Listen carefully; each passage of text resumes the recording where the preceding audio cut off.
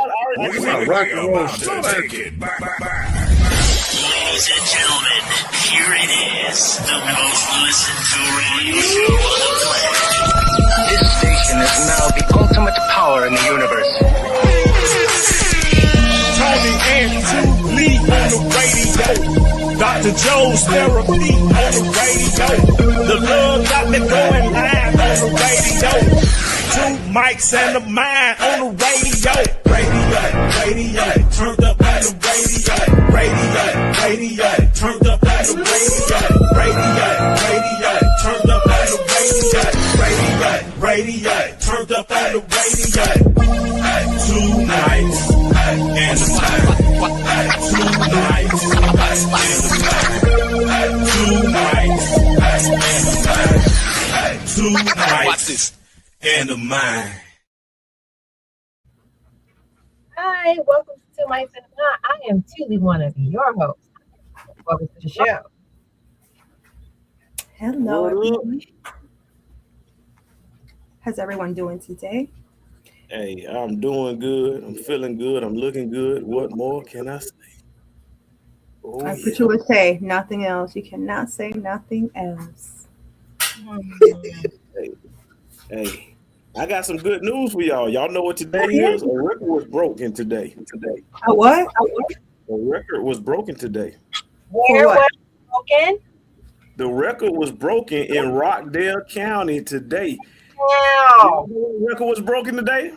Wow. Yeah. In the chat. Guess what record? Can y'all guess what record Rockdale County broke today in the chat room? I have a feeling I know what, but I don't know what. Uh-oh, take a guess at it. You might be on the right track. Voting? Yep. Bingo. Yep. That's good. Oh yeah. Rockdale County, although we have like 150 some odd counties in the state, Rockdale County ranks number one for the highest voter turnout percentage. Today alone, I drove by there and that place was packed. It was. I had to go there for things today, and it was packed. All the times I went. Tuli, I went there. I drove by tonight. It was like after 6, and it was still packed. And I seen cars like in that shopping lot, parking lot across the street from there. I think it was a Dollar General in that plaza or something like that. I seen cars all backed up, all in that whole plaza. I was like, wow. Yeah. Well, there was in that same plaza. I mean, and that started at 5. So yeah. So for all those who don't know, tomorrow is the last day of early voting. They're open up early at 8 o'clock in the morning, and they're gonna close at 7. Do not wait to 6:45. Do not wait to 6:55. Saying, "Hey man, the line was so long they couldn't let me vote." Get it in now. If you get it in now, tomorrow at 7 p.m. is when the polls close. Y'all get it in. Come on, go vote. I'm excited about it. Make a difference. Does that mean I'm getting old? Because I be monitoring stuff like that. That mean I'm getting old? You're not getting old, sweet. It's been happening. Wow. But that's a good thing because with that you get, understanding of things. So that's a good thing. That's not a bad thing. Yeah. I noticed a trend in particular, and what that trend was is that the older people get, the more active they become as voters, and the younger they get, the least likely they're active as voters. Why do you think that is? they're doing less. The older people have time. Exactly, they're retired. What do you mean time? They got time to read books. If you were in your job, would you be able to follow this like you're following it now? Like if it's just my priority is not. I mean, more people spend more time watching and researching their sports team and the NFL drafts and the NBA draft.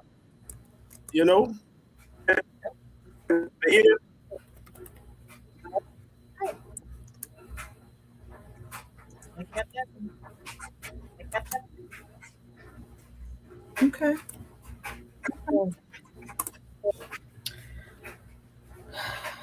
Who's that noise in the background? Like somebody I watching. don't know. I'm about to mute my phone. I mean, One second.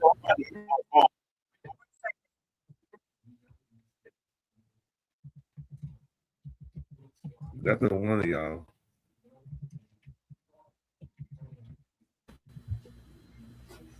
We don't know who, because both of y'all went on mute. Do you guys hear now? Psycho, you resident. Yeah, I I just closed had my a door. bell ring just then. That was me. Okay. all right, I just took mine off. We fixed the issue. All right. So yeah, y'all see we got some articles posted up. Yes, it's an Good interesting story. participate. We want to hear your opinions. What you have to say is a very interesting. I feel like I just saw and Tuli had posted a couple of interesting topics right there. Hopefully, we're able to follow them.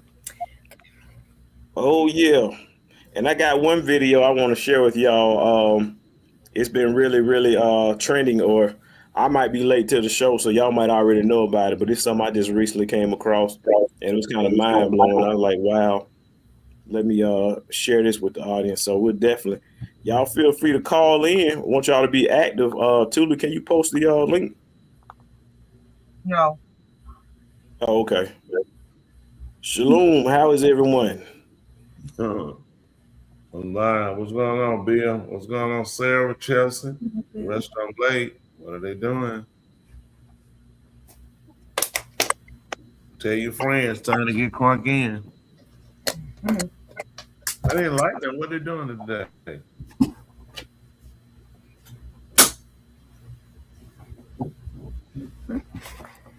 Okay. Well, how everybody week going so far? All right. Hello? Okay. All right. Can y'all hear me? Go Yes, ahead. sir. Yes, sir. Oh, go ahead. I'll ask how everybody week was coming. Pretty good. The day was beautiful today. I feel like the pollen has been kind of high, but other than that, it's been good. I'm grateful. Do everything else going on. You gotta be. No going on for you. I know that, right? Yeah. How about everyone else? What have you guys been out? Any highlights this week? Any highlights? Anything interesting? Hey, I finally had a Cordell watermelon. Or I was told that I had a Cordell watermelon, and the watermelon wasn't bad. It wasn't bad. Whatever. Yeah, that's what the people said. I can only that's like the same thing with somebody. If you don't go down there and pick it yourself, you don't know what you eat. You're right. You're right. So But I mean, it wasn't bad. This week I had about 3 good watermelons. They started to show up at different locations, and they good too. I don't know. Oh yeah. For those that fight with diabetes, that's not a smart move to keep eating all those watermelons.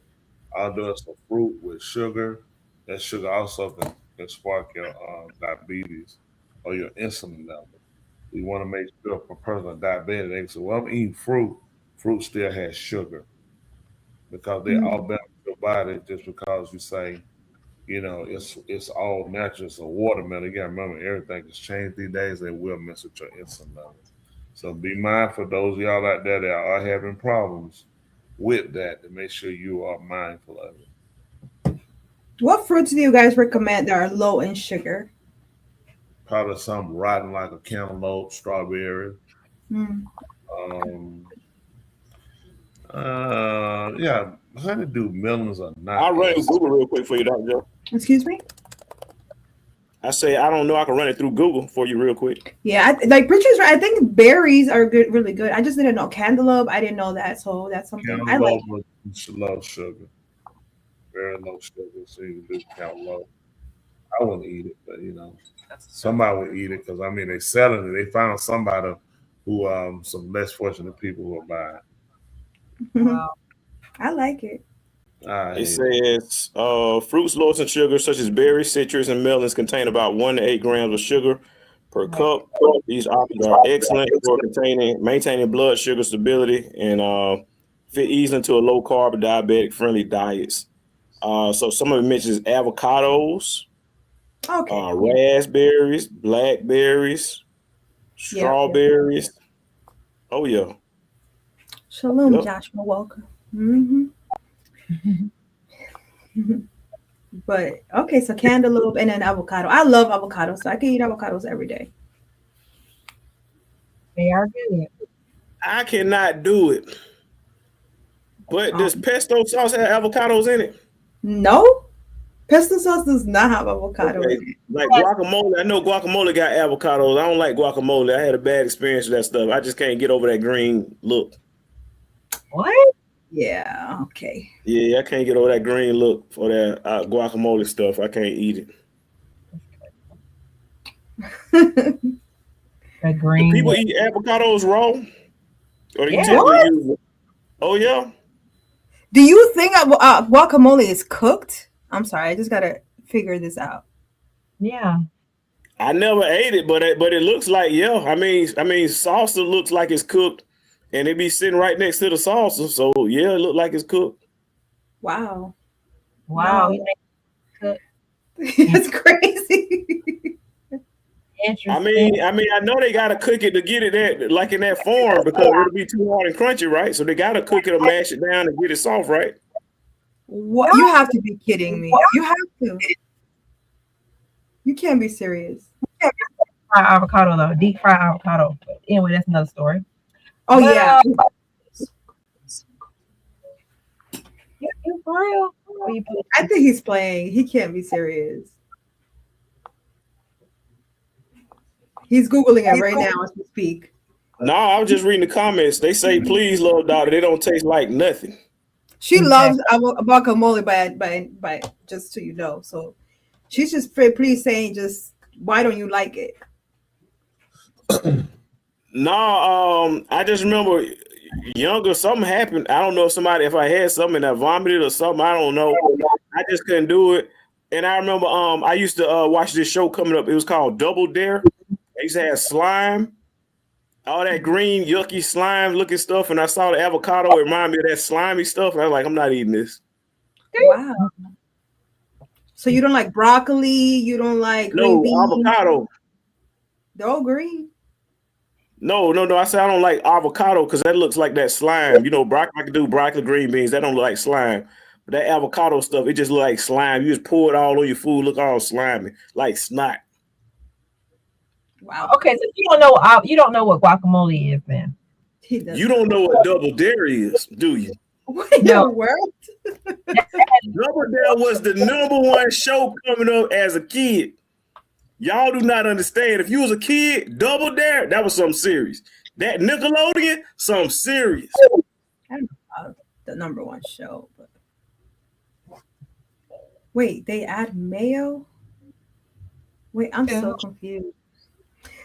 Somebody asked mayo the guacamole. I mean, I don't know. People do different guacamoles, I guess, especially when they add mayo. I don't know about that one. If they did, I don't know anything about that one. And he said, don't disrespect broccoli like that. I mean, I love all vegetables, to be honest with you. No, it's something you don't love, and I'm gonna tell you, it's probably something you ain't know that existed. I went to exotic market, and they had so many different types of vegetables and stuff that I'd never seen. I was like, "What is this?" Like what? I don't remember the names of some of them. They just look that weird. I don't even remember the names. It looked all spiky, green and spiky or whatever the case. It just looked real weird. And the other one looked like a actual stick. And they said one was a yam and one was a sweet potato. Okay. What's so odd about that? Exactly. One of them looked like a stick. It looked like a branch from a tree. I was like, "Are you serious? Is that what this is?" Okay, they're roots, like, you know, just like potatoes come from roots, like down from soil. It's the same thing. Jackfruit. I think this is a jackfruit. Have you ever heard of a jackfruit? Yes, and it's Y'all good. see how weird that thing look? It's good. What is wrong with you? Anyway. Yeah. Okay. We see what you're eating now. So gas. It's gas says aren't sweet potatoes and yams the same? That's what I thought until I went to the store and saw they was different. Mm. Okay. There's still a lot for you to learn, but you'll get there, Grasshopper. Yeah. Time. Yeah, deep fried avocado. But anyway. That's true. Well, yeah, I see y'all got a lot of clips. Y'all want me to start? Y'all got anyone in particular y'all want me to start? Right now, we got about 1, 2, 3, 4, 5 clips. Anyone in particular want me to start with first? Did Tony get a chance to speak to us tonight? Go ahead.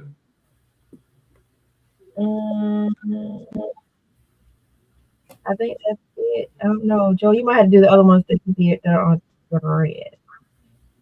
Those are the only ones I could do. Okay, I sent the one with the guy in the school bus and with the kids. Miss, I don't know if you want me to. make sure y'all hit that like and subscribe on the side over there. Go ahead and hit that like and subscribe. That's right. Let me find that like and subscribe button. Put it up here. There we go. Got that cash out button. That's right, Tula. We got to get this money coming in.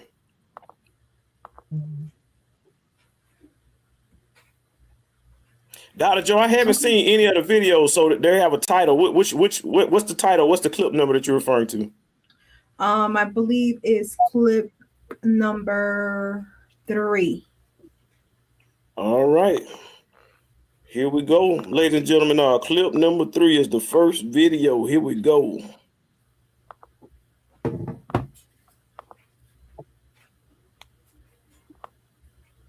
Show the volume. After tracking her daughter's bus app, she drove to the bus and found her daughter alone with Felser. To protect her child's identity, we're not showing the victim's mother. He was like a deer in headlights. When he looked up from me, you could tell his eyes were wide and he took a deep sigh. And to me, he was scared. She says her daughter also scared. And I could see her fear, and I could physically see her heart. When I looked through my rearview mirror and I looked at her, I could see her chest and it was beating. And I had strong suspicions that something had gone on. I didn't know to what extent. The first surveillance video shown in court Monday. The mother of a 6-year-old victim says that she became concerned after tracking her daughter's bus app. She drove to the bus and found her daughter alone with Felser.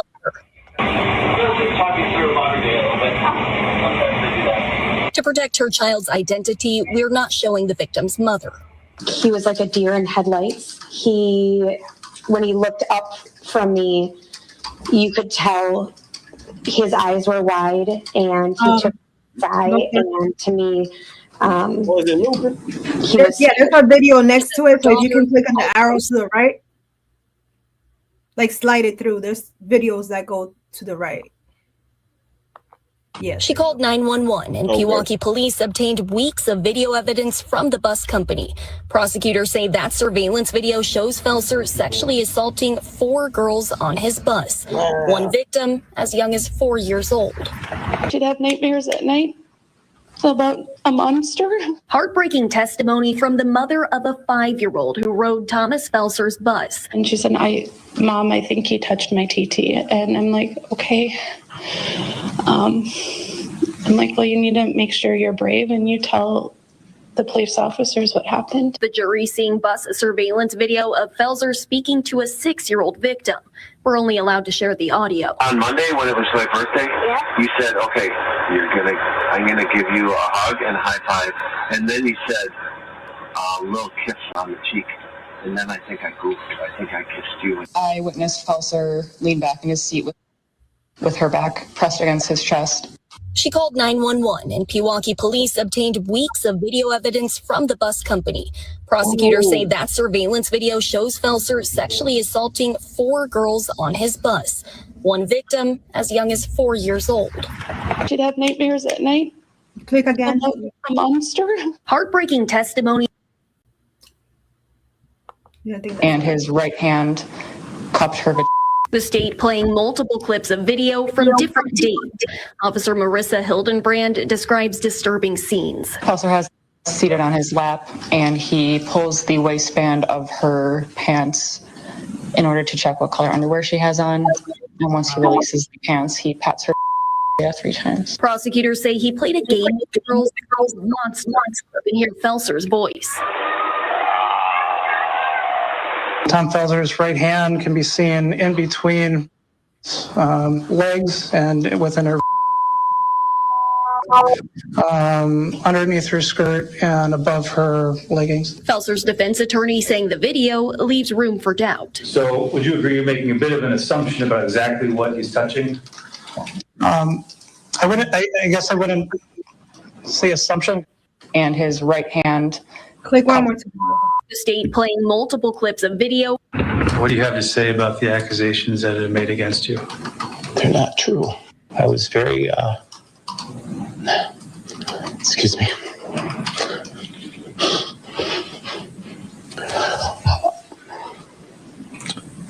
I was very fortunate to work in that school district. Did you commit acts of sexual misconduct against any one of those kids? No, I did not. Where's your right hand? My right hand appears to be around her stomach at this time, her waistline. Now, are you grabbing her up her skirt? You would agree? I would. Were you touching her? I was not. Well, were you touching anything? I was patting her upper leg to see if she had an accident. I will admit that. What do you have to say about the accusations that are made against you? They're not true. I was very, excuse me.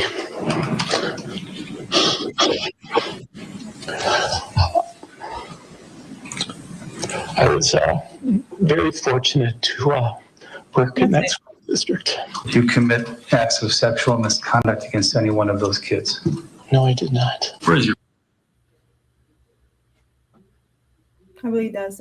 My face, I believe, was focused on the front there as I was reaching back. So, but I thought I had felt her leg there as I tapped on it. When the state cross-examined him, he offered similar explanations. I wanted to get her input on what type of candy kids like. So I gave her a bag of Skittles once when she basically gave me some help. We, the jury, find the defendant, Thomas Felser, guilty of repeated sexual assault of a child. Found guilty on 8 of the most serious charges he faced after a Waukesha County jury deliberated for 5 hours Thursday. The longtime Pewaukee school district teacher turned bus driver, convicted of sexually assaulting 4 young girls, the oldest 6, the youngest 4 years old. My face, I believe, was focused on the front there as I was reaching back. So, but I thought I had felt her leg there as I tapped on it. When the state cross-examined him, he offered similar explanations. I wanted to get her input on what type of candy kids like. So I gave her a bag of Skittles once when she basically gave me some help. We, the jury, find the defendant, Thomas Felser, guilty of repeated sexual assault of a child. Found guilty on 8 of the most serious charges he faced after a Waukesha County jury deliberated for 5 hours Thursday. That was it. We are very satisfied with the jury's verdict. We are thankful of the time and attention that the jury has taken in evaluating this case. We are very satisfied with the jury's verdict. We are thankful of. Yeah, so this is a case that just recently happened. It's very interesting because they knew this bus driver as the sweet old bus driver that every parent can trust. So it's just like, just to realize that sometimes looks, don't trust anyone. Just don't trust anyone. I heard some of the parents say we would have never thought he was super sweet to the kids. I think it's one of the kids that said he's touching me, so that's why they started to look into the video. But even with videos, years, right? He was a classroom teacher for over 30 years. Yes, he became a bus driver. Yes. So you could imagine he probably has done this in the past. It's just that he's getting caught now. Oh, you already know it. Yeah. It's disgusting. It's disgusting. And the fact that he's like, and then, what do we talk about candy all the time? It's like, oh, I used to ask to see what kind of candy the kids liked. What? And so, that's what kids like. Please tell your kids not to grab candy from anyone. It's just, to me, it's disgusting when I heard this. Please. Somebody already said that. Yeah. Somebody keeps on saying that. So here are the consequences. But yeah, it's disgusting. It's unfortunate. 4 little girls are going to be traumatized for the rest of their lives. But yeah. That's what I wanted to share. One of my articles. Somebody shared with me too. So, yeah. What do you guys think about it? Oh, that's crazy. Look how world we live in. Imagine finding out your child in the school bus and she's being molested. Like, I cannot imagine it. Probably going to the bus and probably just, I don't know what I would do, to be honest with you. A 4-year-old? Insane. I just want to know how he was. Did he drop off the other kids early to spend time? You know what I'm saying? The mom at the bus stop. Well, he was there and she walked up on the bus. It's like you arrived, you dropped everybody off early. How did you get that little space in time? It was just you and that little girl. Right. Disgusting. But yeah. Andy, I guess. Yeah. But like Preacher said, that's the world we live in right now. You can't trust anyone. Ridiculous. It ain't getting no better. Make no mistakes about that. Who do you put? I guess who you put the blame on? You put on him? Do you put on the parents? You blame the system? At some point, you got to some corrective measures every day. Look on the news. There's somebody. Unfortunately, and all races are guilty. It's not one race. All of them are guilty. You got to get cut off and dissect it so people understand, who does what, who needs to be where, what needs to be addressed, what needs to be changed. Everybody need to get certain areas, parameters cut off. But she said then they said they have weeks of video. That's crazy. That's just crazy to me. It's I know. When I say crazy, it's like I don't know. And you said who do we blame? You're trusting someone to take your child from a school to home. It's like at what point can you be okay and calm that your child is safe in the school bus? So just something to think about. You can there's a clip for it too. Love Doctor, it follows this clip if you want to play it. I'm not sure if you're falling asleep, Love Doctor, but I feel like we keep on saying Bueno. I think he is. He might, I don't know what does. You must have gotten him tired yesterday, Preacher, because I think he's falling. He didn't do nothing. Hey, what you playing with? I got 10 different screens up trying to load them. Will you ask me a question or something? I had to turn the button down. I was trying to find a spot for another video. Will you ask me something, Dr. Joe? No. I said if you can play clip 4.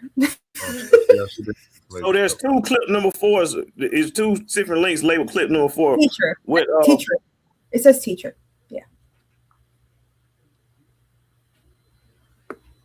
All right. Here we go.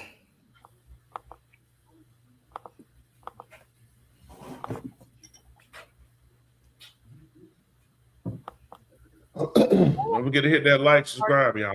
Both teachers to the Maricopa County Attorney's Office. The prosecutor took the cases back to law enforcement, asking for additional investigation. And I'm not sure I've ever had a case in my 30 years of two females perpetrating against the same male victim. Two teachers accused of abusing one student victim. It's feeling a need for attention, power, control, revenge, and then it can seem excessive or almost obsessive. Child abuse prevention specialist Jessica Nicely and forensic psychologist Dr. Brecken Blades agree this case is highly unusual. Both Angela Berlacca and Haley Beck taught at Centennial High School in Peoria. Berlacca worked there for 25 years, and Beck got the job in 2020. The two educators were put on administrative leave in August 2025 after allegations of sexual conduct with a student came to light. These women are the 4%, because 96% of the time child sexual abusers are men. Berlacca voluntarily surrendered her Arizona teaching certificates, but Beck did not. And last week, the Peoria Unified School District Governing Board unanimously voted to fire her. We send our kids to your schools 10 months a year, 5 days a week, 7 hours a day. So as a parent, I'm glad to see that these pedophiles like Haley Beck are being held accountable as much as possible. In the district statement of charges document against Beck, it states she began grooming one of her students before he turned 18 in December 2024. Detectives believe the sexual harassment went on during his sophomore and junior years when she was his psychology and sociology teacher.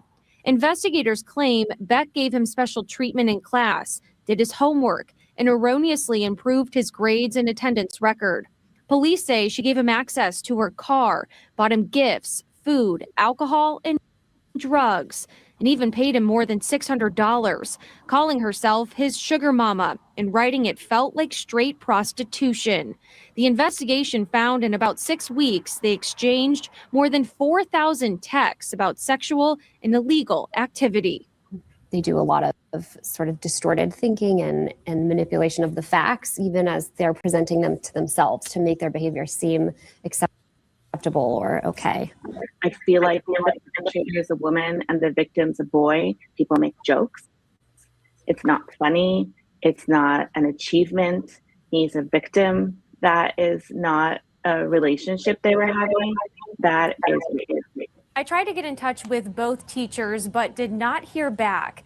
Haley Beck can dispute her termination at a hearing with the district. She has 1 week from today to request that, and she hasn't done so yet. In the newsroom, Michaela Marshall for Arizona's Family. Wow. That's crazy. Wow. Two other teachers plotting on the little kid. I mean, one of the questions I have for you guys, do you feel like this is happening more often, or is something that is happening just more out in the light? More in the light. Okay. Yeah. It's just, I hear so much. I think for me, on a lot of people not know it unfairly discriminates against some. But to me, I think a lot of them, they need to be parents, teachers.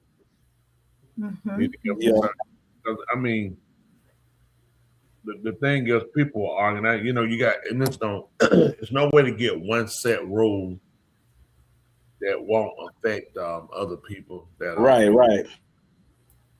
It's just that when I was growing up, the teachers were older. Most of them were parents, had children. Mm-hmm. Probably your age or maybe older, so there was some type of empathy or some kind of care for kids because you were a parent and you know your kids were being taught, handled, supervised by somebody else. So you would think that will play a part on being sensitive to other people's kids. But unfortunately, some of these people will be parents that still won't make a difference. You know, you look at the President Macron from in France, his wife, she was his high school teacher. Mm. So let me guess, she didn't touch him. After he graduated and they got together later on, after he graduated. It was his high school teacher. Look it up, Macaron, his wife, that was his high school teacher. She's much older than him. Give me 1 second. Let me ask you a question. With that being said, with your analogy or your thought on teachers being parents, how do you think that would go if that was a rule now?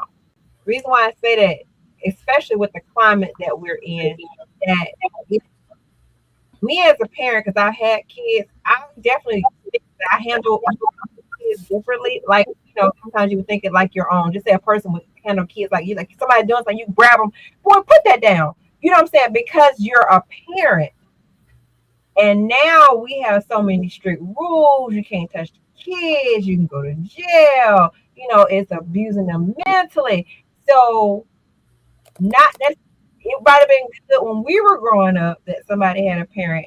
But even still, if you do have children, you still have a lot of constraints on you on how you can deal with the kid because of rules and because of the climate that we're in. That's true. You agree or disagree? At the same time, is understand the child's behavior, knowing how to deal with a child or children. Sometimes that helps with having that experience. When you're dealing with kids on a large scale, it's different than dealing with one. Sometimes you could pick out personalities and know how to deal with them. Again, there's no one perfect solution. It's just you dealing with one person dealing with a mass of kids from 28, 32, 35 kids. And then when you teaching more than one subject, you can very well be dealing with 60-something kids in a day. Easy. I'm saying? Some teachers, they switch, so they'll teach more than one subject. So they have a class leave and another class come. So I might do 3 classes. That's a lot of pressure. You got to understand the mentality of kids that you're trying to work with. And then it's a care. So a parent, you have to make a decision once you dealt with children for a while. Is this all-out war? You need your behind whip? Is this, you need correction, you need talking? Go sit your behind down. Because you make certain moves of sending the kid to office, you starting to file, very well put the kids out. Is this something I can happen internally right here in the class and it be addressed? Or is this something I need to get the administration involved? I think sometimes they take away, and I understand on some ends they're taking away some of the authority because some teachers are not good thinkers. I'm down to what should happen. Like 2 kids fighting, there might be a slight little bump. Somebody send them to the principal office and they get both suspended or somebody, listen, get your mind on this. Sit down. What's going on? Solve the problem. Know that there's nothing hype going on after that. Hey, we moving on from here. But you taking a chance on if that other kid catches the kid out there and wind up stabbing the kid, you saw it, you should have sent it to the administrator. So it's a lot. Even with principals, definitely principals should definitely to me be parents. I agree. You need to, it's just in some positions, you know what I'm saying? It's like they want to elect the president without having a wife. Your wife down when you're in office, that's different. I can see that, yeah. Certain position because you're overseeing all these kids. You're dealing with parents. You need to be a parent to kind of understand a parent empathy. So a parent coming with concern, I need to understand it versus you got policies and rules in place for a reason. They're not all perfect. But at least set a guideline. So with that being said, you need somebody who understands a parent. Don't brush a parent off. Like they just hypochondriacs or crazy or the system. You need to know how to deal and talk with parents. And being a parent, hey, I have kids. I understand. Yes, we'll definitely be. Yes, first you just watch them out. A lot of these principals now they're in the street. These teachers will be in the same club these kids in. If my principal or my teacher would have ever been in a club I was in, I'd have died and we'd shut the club down forever. I started going at 14.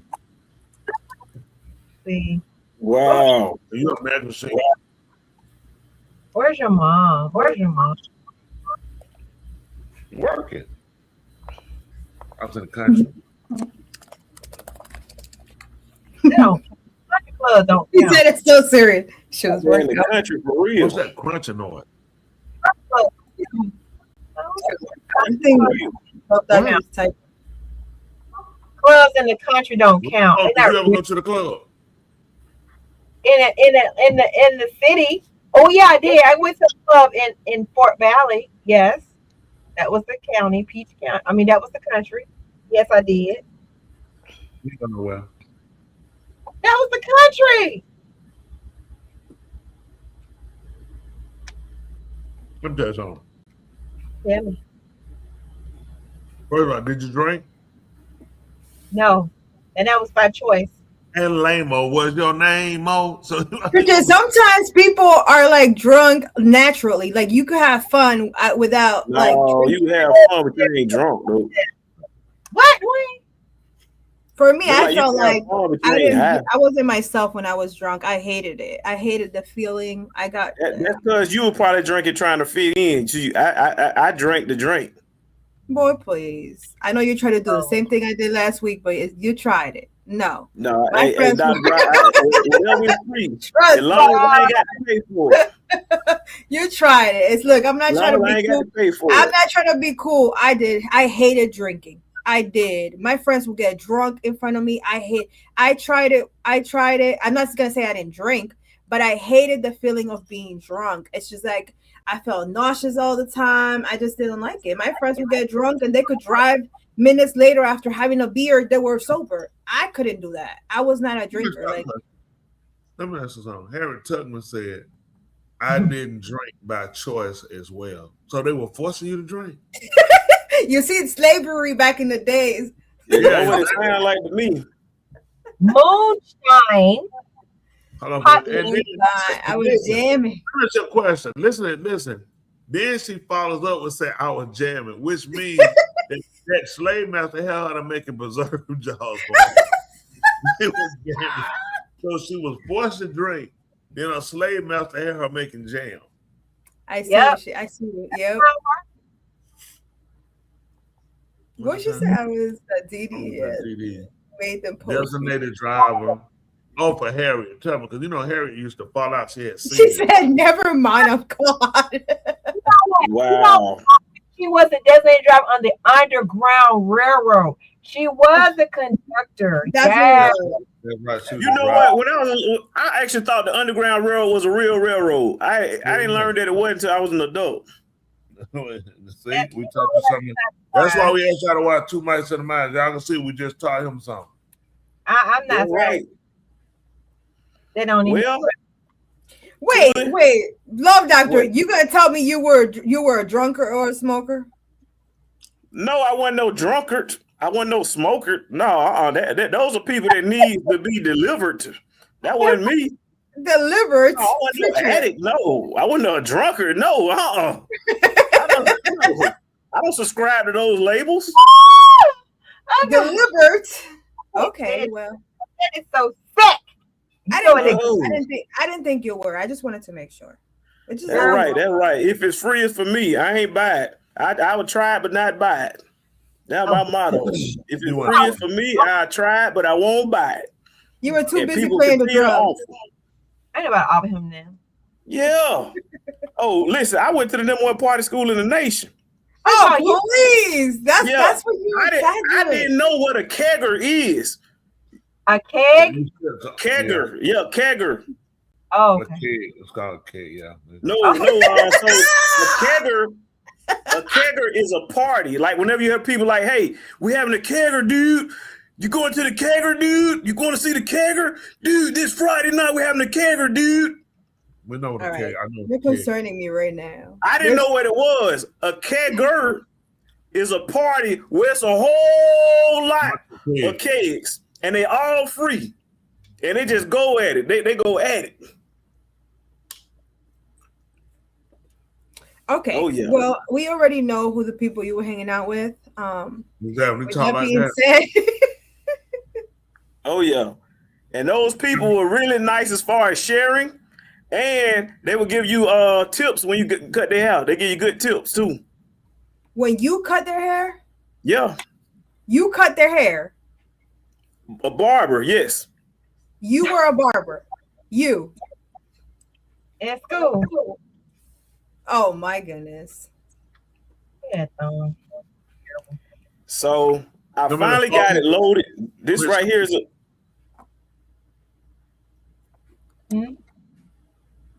Go ahead. Oh no, I thought one of y'all were talking. No. So there's a video that's been going around. Apparently, I had to load it because it's scattered all over the place. So you got to find it in segments. It's like 3 different clips. But what I want to show you is what's currently been trending this week. And again, y'all might already be aware of it, but I just found out about it. I don't want to share it with y'all, get some of y'all thoughts. But apparently, there's a guy who is trending. He is going viral because apparently he got millions of followers by going around live streaming and making insults to people on the streets randomly. Let's take a closer look. Look at this nigga chimping out. It's Dom Luca, great value. It's a great value, Dom Luca. Keep chipping out. Keep chipping out, nigga. Do it. Try it right now. Try it right now. Try it right now. Yeah. Y'all chimping out. Y'all believe in freedom of speech? Freedom of speech. Y'all know me. Hell yeah. White people can say nigger, right? Whoa. Come on. I thought y'all believe in freedom of speech. Y'all don't believe in freedom of speech? That's how you go viral. I thought y'all was American. Y'all not American? I'm definitely American. They're chimping out. So what he does is he goes and random people on the street, he just starts making insults and making rash remarks saying that he's exercising his freedom of speech. And as a result, he ends up getting a whole lot of followers on YouTube. But sometimes, occasionally, it'll backfire on him, like this particular example. It'll escalate. He's never another word other than nigger. This guy's so stale. Jigaboo. Like, he's gonna be falling off for like a month, bro. He's gotta keep it fresh, bro. And you just being silent watching. Did you NLE Chopper just said they was gonna put a $10,000 bounty or some shit on him. Weak ass 10K. That's why I said Niggers will take that. They would. They would. This guy probably take it. Basically, yeah. Yo, he got Fendi glasses on. You ain't got shit. You got lens crafters on, pussy ass nigga. This dude. That's why he's making money and you ain't. And he got the V-Lone on. What you wearing, nigga? Your work shirt? Bitch. What does that say? You're a bitch. Atlum. You ain't never gonna be nothing but a bitch. So all you guys do is talk. You can't look me in the eyes because you might be the nigga. Are you on some shrooms or something? What are you on? I told you I'm on your mama's sweet pussy, bitch. You're a bitch, bro. Literally, all you do is talk about your dick. I'm sorry, I'm a nigger. Come back over here. Okay. Let's not. Come back over here. Let's not fight. I am. Touch me again. Touch me again. I don't want to get pepper sprayed. I really don't. Go pick up my hat, nigger. You heard me, nigga. Touch me again. Touch me again, nigger. That's what I thought. Thank you. So it escalates more and more and it gets more physical. And what finally happened within the past 24 hours is he just made the news headlines. And let me share with you the story that he just made on the news. A controversial Clarksville online video streamer is now facing a murder charge. It's the result of a fight outside the Montgomery County in gunfire. Good evening. Welcome to News 6. I'm Bob Mueller. And I'm Haley Wilgus. Authorities say Dalton Etherly, also known as Chud the Builder, and another man were both shot during this exchange. News 2's Caitlin Quisenberry has more on the investigation. Controversial streamer Dalton Etherly, known online as Chud the Builder, is accused of shooting a man outside the Montgomery County Courthouse. The sheriff's office says both Etherly and another man were taken to the hospital for medical treatment. After the shooting, Etherly appeared to keep live streaming for several minutes. In the video, Etherly can be heard saying, quote, "Man, I just pray that dude is going to be all right. I tried to walk away from him." Court records show Etherly was scheduled for a civil debt appearance that morning in Montgomery County. In Etherly's stream, he claimed the incident started after a man laughed at him. Etherly claims he walked away after interacting with the man. The man followed him, and a fight broke out. That's when Etherly drew his weapon. The Montgomery County Sheriff's Office is pursuing charges against Etherly for attempted murder, aggravated assault, and reckless endangerment with a deadly weapon. Etherly is also facing a separate criminal case in Nashville. He's accused of refusing to pay a $400 bill to Bob's Steak and Chop House downtown and screaming racial slurs. Etherly has over 226,000 followers on X, all due to his live streams where he's shown in places like Broadway, Clarksville, and Gatlinburg, insulting and calling people racial slurs. In a Give Send Go post, Etherly writes, "I've shared mild jokes, unfiltered thoughts, and yes, sometimes I've used the N-word in what I thought was edgy, harmless humor. I know it's controversial, but it's my right to speak freely." Etherly is booked into the Montgomery County Jail, where he's being held without bond. He will have his arraignment and bond hearing on Friday. In Nashville, Caitlin Quisenberry, News 2. What do y'all think about this? Karma. I mean, you put yourself out there, you done something. I can already tell how this will work out. He'll get a bunch of GoFundMe. A lot of people support him. They'll look at it. Trump will probably get involved, and they'll see about trying to get him a pardon. I just won't be surprised with it. I mean, hey, it is what it is. It's America. I think it's time for people of all races to come to grip with what we're dealing with. With Trump in office, we have more racial violence, more people. Again, I voted for Trump only for business. Want to see the castration of our kids for the homosexual operations. I wanted it done. Just removed, dissolved. So I voted him on that principle, thinking this time he come in, he would be a smarter man after his first election. First time, seeing where he made mistakes and where he could do better. But, he only seems to agitate the situation, make it worse, make whites bolder to say anything and feel like it's okay when it's not okay. Freedom of speech is what it is, but you got to understand when you cross certain lines, there's certain things called fighting words. And that's years ago, they'll say, sir, those are fighting words. That's actually legal. Certain words are fighting words. And when you're of a person of a white ethnicity, you want to try to have the same value as me telling you, Dwayne, look here, nigga, that's not the same effect, because I haven't enslaved your people. I haven't massacred your people. Right. Raped your ancestors. I hadn't taken property. I hadn't. For whites that feel, calm and free to say it, you can say it. It's your mouth, but you got to understand the people that you're talking to, how they value it. You got to look at the people who it has affected when you said it. Excuse me, when another person of color says to a person, quote unquote, of color, the word nigga, it's because it's nigga when they saying it, not nigger, ER, but tip when we saying it.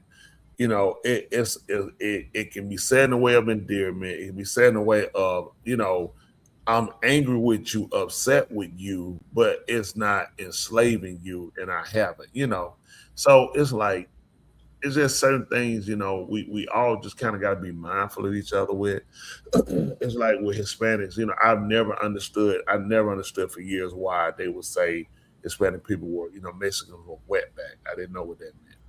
Don't know how it was offensive, but then they would show videos showing them swimming over through the canal and coming through, and just something they came up with derogatory of trying to offend the people, So, and you say certain things and people look at you, pretty much put them in the situation where their countries are impoverished, the economy collapsed. So you get people to come here. You play a major part to the fall and the demise of people around the globe. So your insults are more harmful, more hurtful, more detrimental when you say it, because you are the people that have more or less facilitated the situation to be called by the racial slur. You define the racial slur, you start the racial slur, and you degrade the people. So you got to understand when you say it, it's automatically that a person is going to be more moved toward being violent towards you, based upon you are the person that inflicts the criticism or the hurt behind it and the effect of it. That makes sense to you? Mm-hmm. Absolutely. So when you say, hey, excuse me, can I ask you a question? I can say nigger, can I? At this point, you insult a person and tell you it's better just go ahead and say it. But to ask that, though, this is a conversation. But why not? So let me ask you something. Why can't I call you nigger? You just keep pushing the envelope, playing it. You try to see, sizing up to see. I didn't call you when I asked the question. Then other whites who agree with the stupidity of it will say, well, he didn't actually. It weren't just ask you a question. Excuse me. Let's not play games. We know what the purpose of the question was. For me, I don't, the word nigga doesn't have the same effect to me that it did, knowing where words derive from. We talk about the nigga, the niggas, which is the word for emperor, Ethiopia, other parts of Africa. Actually, the word too, nika means foreigner. Did y'all know that? I think it means what? It means foreigner. Oh, it's like a stranger. Okay. Yeah. A stranger, a foreigner. I think it's Nekah. You can look it up. I think it's Nicker. Nicker is like they say nigga, it means foreigner. So once we kind of know what words mean, then we can more or less look at what are you trying to say. But when we don't know, and the only time we heard the word, when it was given to us, it was how do you spell it again? I think it's Nekah. Then put Hebrew. Let's see what it says. I can't see anything. I got my glasses and I can't see it. Oh, to strike, to smite. What I say? Oh, you put N-A. I think I said N-E-K. Yeah, you did. I did put N-E-K. Oh, okay. Well, don't worry about it. Well, typically the N, the E is more or less saying the A, and vowel, saying the sound, Okay. It's saying to strike. I don't know why I seem like I haven't seen. I was trying to see if I could find another. Well, if it didn't come up, then you put lexicon. I wanted to say that. Hold on one second. All right, let me go back to it then. Hold on. Like I said, I think what we need to do, and the one way we take the power away from what they do is by doing something different. Fighting them, striking them, threatening to kill them hadn't gotten us anywhere. At some point, we need to do something different. We need to learn how to become more effective with what we do. We really have become an ineffective people, overall, when you look at where we at right now today, when you look at we progressed, but we're nowhere near where we need to be. The richest, the wealthiest, quote unquote, like black woman is like at the bottom of the wealthiest white woman. You know what I'm saying? The richest black man will be at the bottom at the wealthiest white man or any other race, that's considered to be, people with money. So they keep us to where we stay at a minimum. Again, and a lot of this too is us not, you keep counting on them to give you something or allow you to do something. And that's what we have to take that away.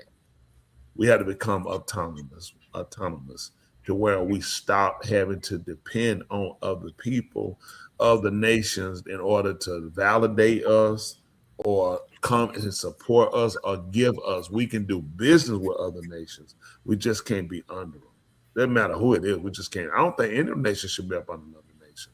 I think every nation should be independent and people should learn how to work together. That's how you keep resources thing going. We learn to trade information, food, science, whatever it is. But nobody should be under anybody. Go ahead, Lil Dog. What I'm saying is I agree with what you're saying. I think my frustration that I'm starting to see is it seems like, how do you respond when you are a targeted person or you're a targeted people? So every time that you do become autonomous or you do become productive in a fashion, it's almost like we're targeted people. And I'm seeing this happen right here with legislation that's recently being passed. And it's being passed for the reason that they see what we can do when you have representation. So this is the thing we should learn. Everything that they're targeting us from doing is what we need to make sure we press our way to continue to do that, and even on a bigger scale. Just like him with Trump recently refusing to promote 4 quote unquote black service people, generals. They were being promoted to generals. 2 of them, I think, were women, 2 of them were men. Well, there was a white general who did not agree with Trump, and he was forced out of his position. He was like, he wasn't doing it. He was telling him, don't promote him. Do not put him on. They've been brigadier general, but you're a general. And especially if you're quote unquote African American, it's a really high achievement, because there's not a large scale of people, African American, that are generals or have made that rank before. So him come along and telling 4 of them, he didn't want them. He was not promoting 4 generals.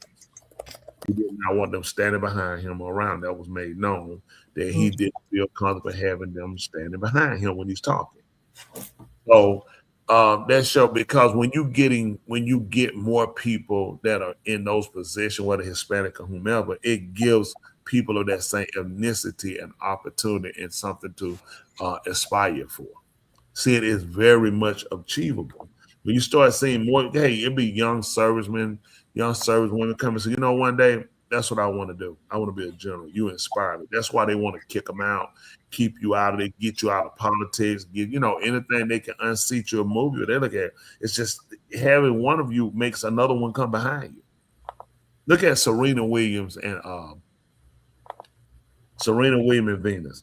We had to look back at who? Arthur Ashe, who opened the way for them. Then here they come. These 2 sisters rock the tennis world. Now you got Osaka.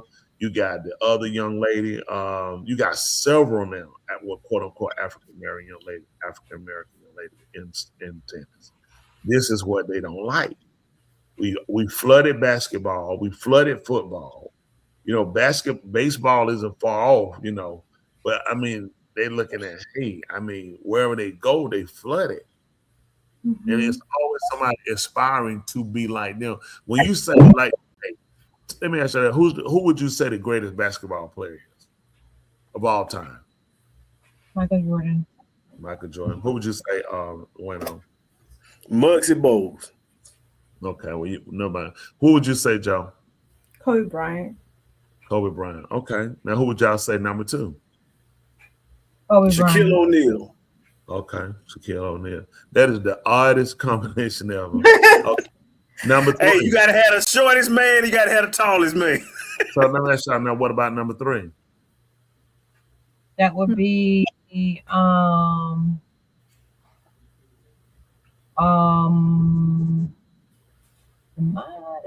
know what I realized, preacher. I'm biased to the generation of people who I watched. Well, that's fine. Look at the history. People before me, what to do? Wilt Chamberlain and what's the other guy who's the Boston Celtics? When you look at their records, I've never seen them play, but I look at their records. I was so impressed. I've never seen anybody accomplish those feats that they have. No, and see, and Wilt Chamberlain actually had more points than they recorded. They weren't keeping up with points that way. See, they really ran. They tried to control Wilt Chamberlain. People don't know it. Wilt Chamberlain would have won more championship. Do y'all know during championship games they will put him on the bench? Wow. Oh, yeah. Wow. He's the reason why they got goaltending. No, I didn't know that. I know you didn't. He jumped that high. Not only that, you have a 24-second violation to shoot the ball, right?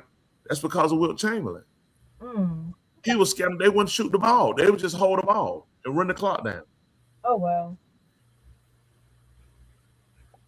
These guys didn't do that.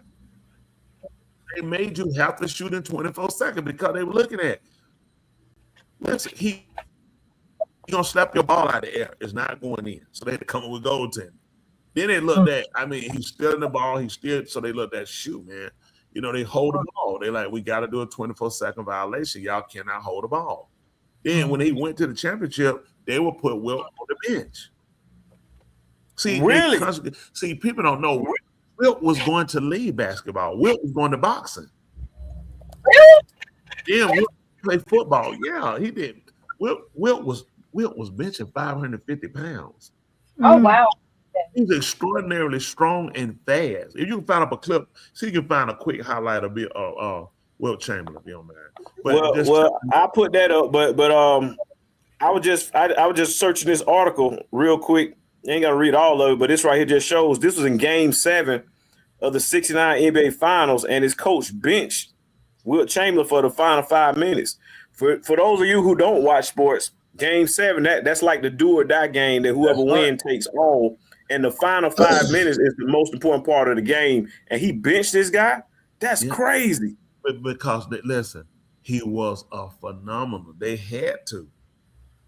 See, people don't know that this is what these guys do. They read stats. I told you this before you pulled this up, didn't I? I told you this is what they did to him in championship game to make it look like Wilt only won one championship. Wow. So listen, Wilt was the first player who was going to be the have a percentage owner of the team. The 76ers. They were going to give Wilt part ownership of the team. He would have been the first player to ever have part ownership of a team. He was that bad. Wilt was leaving. Wilt was going to play. He went and tried out for football. They would bring him to the NFL, and he was going to box. They locked him inside the room. And made him sign a contract. Told him he couldn't leave. They're like, no, you can't leave basketball. He dominates anything he does. And he was sick of it. He was sick of how basketball had played. Man, they had messed him up. Because you see him watching these white people put you on the bench, set you out. So now they look. So when the people like us, we watch him. You look at his stats. Like, look at Wilt. Wilt supposed to be so great. Look what Wilt did in a championship game because they benched him. That's crazy. I didn't know that. Yeah. Listen, they got. Let's see so much. I don't see how. Look at that. You see how he slapped that ball? Look how high he jumped. Yeah. You replay that. Yeah, I mean, that's a little song. He was fast. That fella sure looked tall. We like 7 foot. Yeah, might have been. Yeah, Wilt was fast, athletic. Man, they had some highlights. You know what? You got to respect all those players because back then, in the early 60s and stuff, weren't they still referring to blacks as the word that dude just got shot? Man, come on. If they're doing it today, what you think they were doing back then? But see, this that's is a whole nother level of, they'll take you for entertainment. Nothing has ever changed. We've always been entertained. In slavery, playing the fiddle, playing the violin, playing the harmonica, beating on some drums and doing that stuff, ham bone. Have you heard making up stuff? So they always have been entertainment. Even when you read in the book of Tahalim, they call song, when they asked us to sing on one of the most songs from Sound. Yep. He said they that took us captive. They asked of us and he said they wasted us. He said, how can we sing you a song in a strange land? They always require us to do it because we've always been musical people. Music has been one of our ways of getting away from the hurt. Look at the rappers. If you look at all these rappers, they talented, right? But look at them, they always shooting again because they hurt. The music is just a form of releasing the hurt. But they learn how to make them impact them with the hurt. They're not becoming impactful to where they becoming beneficial to the listeners. They becoming detrimental to their listeners. Wow. When you look at any of the great singers, they always sung about their hurts. That's why we got the blues was always talking about hurts and this going on and how I'm gonna make the best of this. You're right. What blues was the soul. That was soul for us. Michael Jackson got me working day and night. That was it. And don't get off the midnight. But that's something different. He was supposed to box Muhammad. Yeah, I saw that. He was supposed to buy. Yeah, Muhammad. No, they were Ali was not gonna box. He was not gonna box him. That wasn't gonna happen. Ali was a great boxer. He'd have lost his life in him. Listen, Wilt was so strong. Wilt was so fast. That wasn't gonna work. That was a good talk. I remember that interview. He told him he gonna fight. He told him to put his hand up. Man, Wilt is humongous. Listen, Wilt is humongous. That was a humongous man. Ali was gonna get his jaw broke. He was gonna wind up really hurting now. But who is Butta? But Wilt was picking up grown men I tell you, if you look, you're right, brother. Oh, I know who that is. That's my boy down. That's my boy. So you know what? Like you can see him holding up Arnold Schwarzenegger, him and Andre the Giant. Show that photo. Watch how Andre the Giant is leaning. And they did Conan the Barbarian together. Andre the Giant and Wilt Chamberlain was really good for Arnold Schwarzenegger. I want to tell you that joker, Wilt was, and he was Mr. Olympia 7 times. Bodybuilder weight, he'll tell you, man, Wilt was ridiculously strong. He said white folk jazz is folks music and country. That's true. Look at that. Now you see Andre slightly leaning in. Arnold was weighing probably about 260. Look at Wilt. Wilt ain't even bent over. Andre the Giant was humongous. You see how Wilt straight up though. Is he still alive? Oh no, Wilt dead. Wilt? No, Wilt dead. Wilt been dead for years. Oh. But the whole thing becomes our people could become more creative. We just need leaders that really have a heart for the people. And having a heart for the people is like when you see stuff happening today in society, of course, especially, for people that we would call quote unquote African American, the so-called Negro, why wouldn't it affect you? If you see somebody that looks exactly like you, similar to you, in your state, neighboring state, wherever you see the injustice in this on tape, and you can see where this is just heinous, it's reckless, and you can't help but to become distraught and upset because you look at the same thing can happen to you. So I understand the anger, the frustration, the hate that our people have toward whites when they have to say it doesn't make sense is to tell a lie. To say it's impossible, it's just stupid. It does make sense. It's just if you don't give our people a different way to channel that energy, you put them on a losing end. To get them out with signs and picketing, you put them on a losing end. Picketing doesn't get whites to change their minds. Signs is what they got up for you saying. Let me see if signs work. What do no colors allowed mean? Those signs mean more than your picket signs. You have to start shopping. You have to start doing business with. You have to start promoting. You have to start encouraging. You have to start educating your kids. It's stuff I can help the so-called Negro out. First thing I tell them do, all the rap out. That's out. No more rap. Done. Because if you can't speak a message that's effective to us, to help incite us toward positivity, toward the movie Kings of Queens. It's a show about a dumb guy who works at like a UPS store, but he doesn't make anywhere the money UPS drivers make, right? His dad-in-law is an idiot. His wife works for a law firm. Okay? So they're living well. They're not hurting. They're not broke. You know what I'm saying? They're not begging. He's just not the brightest guy, and he makes stupid decisions. His dad-in-law, but it still works out. They're never behind. They never need to borrow money. Like good times. Every week they can't pay the rent. It's impossible to have to pay rent every week. They had to be staying on an Airbnb. I'm just telling you just a scenario, okay? So you look at Al Bundy. Remember Al Bundy pegging him? How many times they finna get evicted? None. How many times that car was getting foreclosed? Al worked at a shoe store. He was stupid. Peggy overspent.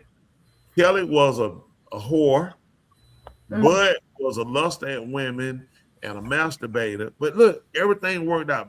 Bud wasn't getting kicked out of school. Bud wasn't a failure. Bud wasn't going to jail. Neither was Kelly, right? So when you watch everything going on with them, it's a show they could enjoy and laugh because they know it doesn't show a real side of white America. It was coming. When you show a show about people of color, look at Martin. He'll be in trouble all the time. Either he or he is. And it's bad. They can't get a job. You see what I'm saying? Something's always going on where it's edgy. You got Rock. You remember The Rock? His wife was a nurse. His daddy lived with him, and his brother-in-law lived with him. Rock come home, he about frustrated. He tired of his daddy. He tired of his brother. She's got the brain. She makes the most money. And this is almost similar to what we have going on a lot of times. The women are the breadwinners for the so-called African American. The woman is just about going to be the breadwinner. In every case, in most scenarios, she's the breadwinner. This showed you his daddy wasn't doing anything with himself. His brother wasn't doing anything with himself. It was basically Rock and his wife. Her being a nurse made the most money, so you could safely assume who was taking care of all three of the black men. It was her. So imagery hurt us, especially when you have so many non-performing, unproductive men. So now you have to create shows that starts to show a different imagery, gives a different ideology of us, perspective, like the Cosby Show. That didn't seem practical, but it could, like, why couldn't you have the father, the doctor, the mother, the lawyer, or the father, the lawyer, the mother? Why couldn't you have it? And we do have it. It's not shown. It's not expressed enough. They're going to show you the one single parent who struggles to work hard to take care of their family without the aid of any man. This hurts us. So then when you come on and you elevate that with the criticism of somebody of that ethnicity who's behind the destruction, the fall of the so-called black family, they say, let me something. I can call you nigga. I can say nigga, right? Because you guys see it. So now it's like an this is an overslighting, not an oversighting. You know what I'm saying? This is your way. You overly now trying to slight. By having this conversation, I'm just asking you a question. I'm not calling you one. You got to say, but what's wrong with nigga? It's like, to what end? But if you can get our people to just become conscious enough to look at the fight that we're having with each other, we're losing. Like the people, we appreciate y'all guys so much for watching, supporting all y'all that do give. We appreciate it. We know there's a few of y'all that do. Hit the like, subscribe, but we have to really start encouraging, start building up platforms that give us a better ideology of ourselves, that actually put us in a better perspective of what we have. Otherwise, we're going to keep fighting people that you can't win with. And at the same time, you tear yourself. Now, I know we got other stuff to talk about, so I cut that short, but go ahead. Robert Townsend did a show. All right, so the next video I have is a basketball player. I haven't seen this right here, but a basketball player just died. Let's take a closer look. Turn now, though, to some incredibly sad news. Memphis Grizzlies forward Brandon Clark has died. He was one of the Grizzlies' longest tenured players. Clark, he played 7 seasons in the NBA, and all of them were with Memphis. He was selected in the first round of the 2019 draft out of Gonzaga, and in 2020, Clark was named to the all-rookie first team. And Danny, I know that Brandon was a teammate of yours in Memphis. Just devastating news today. Yeah, my thoughts and prayers go out to his family and the whole organization of Memphis, because he was he was a high energy guy. He always brought in the positivity, the vibes. He did his own music. He was artistic. He was into fashion. Like, he was just one of those kids, and they were a tight-knit group. Like, I was only there for about 6 months. I only got to know him. in a short span, but I always checked in on him. I felt like he was an extended brother. So deeply saddened for the organization, his family, and for him. And whatever he was going through, I always tried to be an outlet for the young kids to talk to. But he was such a great kid, had a lot of energy. He will be dearly missed, and he was very much loved in that community. Very well said. We took a couple of trips out to Memphis. He was always wonderful to cover, to talk to. And the Memphis Grizzlies, the statement, they said in part, quote, Brandon was an outstanding teammate. He was an even better person, as you mentioned, Danny, whose impact on the organization and the greater Memphis community will not be forgotten. And NBA Commissioner Adam Silver, he also offered his condolences and support to Clark's family, to his friends, and to the Grizzlies organization. Brandon Clark, he was just 29 years old. Yeah. Listen, the economy goes so fast, and people look at, man, why they do they make all that money? That's why you had to use drugs. And you're trying to keep up on a pace that is so high. Your contract is based upon your performance, or you get traded. You got a family, you settle somewhere, you got to uproot. You can leave from Memphis. Next thing you know, your behind could be sitting like California somewhere, anywhere. You could be in New Orleans. It's just so many different places now. Where every change you make, the scenery change, the ideal change, the people around you change. Either it picks up faster or slower, however, and then you still got to be able to play at a high level. Mm-hmm. So with a lot of these guys using drugs, and people, that's dumb. You're making all that money using drugs. It's different when you're playing park, recreation ball. Then you get to high school, and you get to a high school that's like really serious about their ball playing. They known for championship. Then you get to college, things change. When you get to the pros, man, it's about real college and pro is about real money. It's real money on the table. And everything is like, hey, we need them points. We need them touches. You need to get these many rebounds, or we letting you go. That's in your contract. We're not paying you for nothing.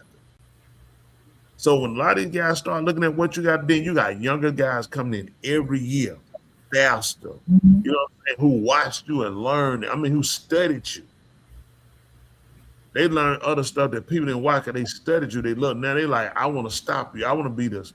I want to be the stopper, the Tony Smith stopper. You thinking the Tony Smith stopper because that you got a name. I want your name. So you're fighting to try to keep that name and that image. Mm-hmm.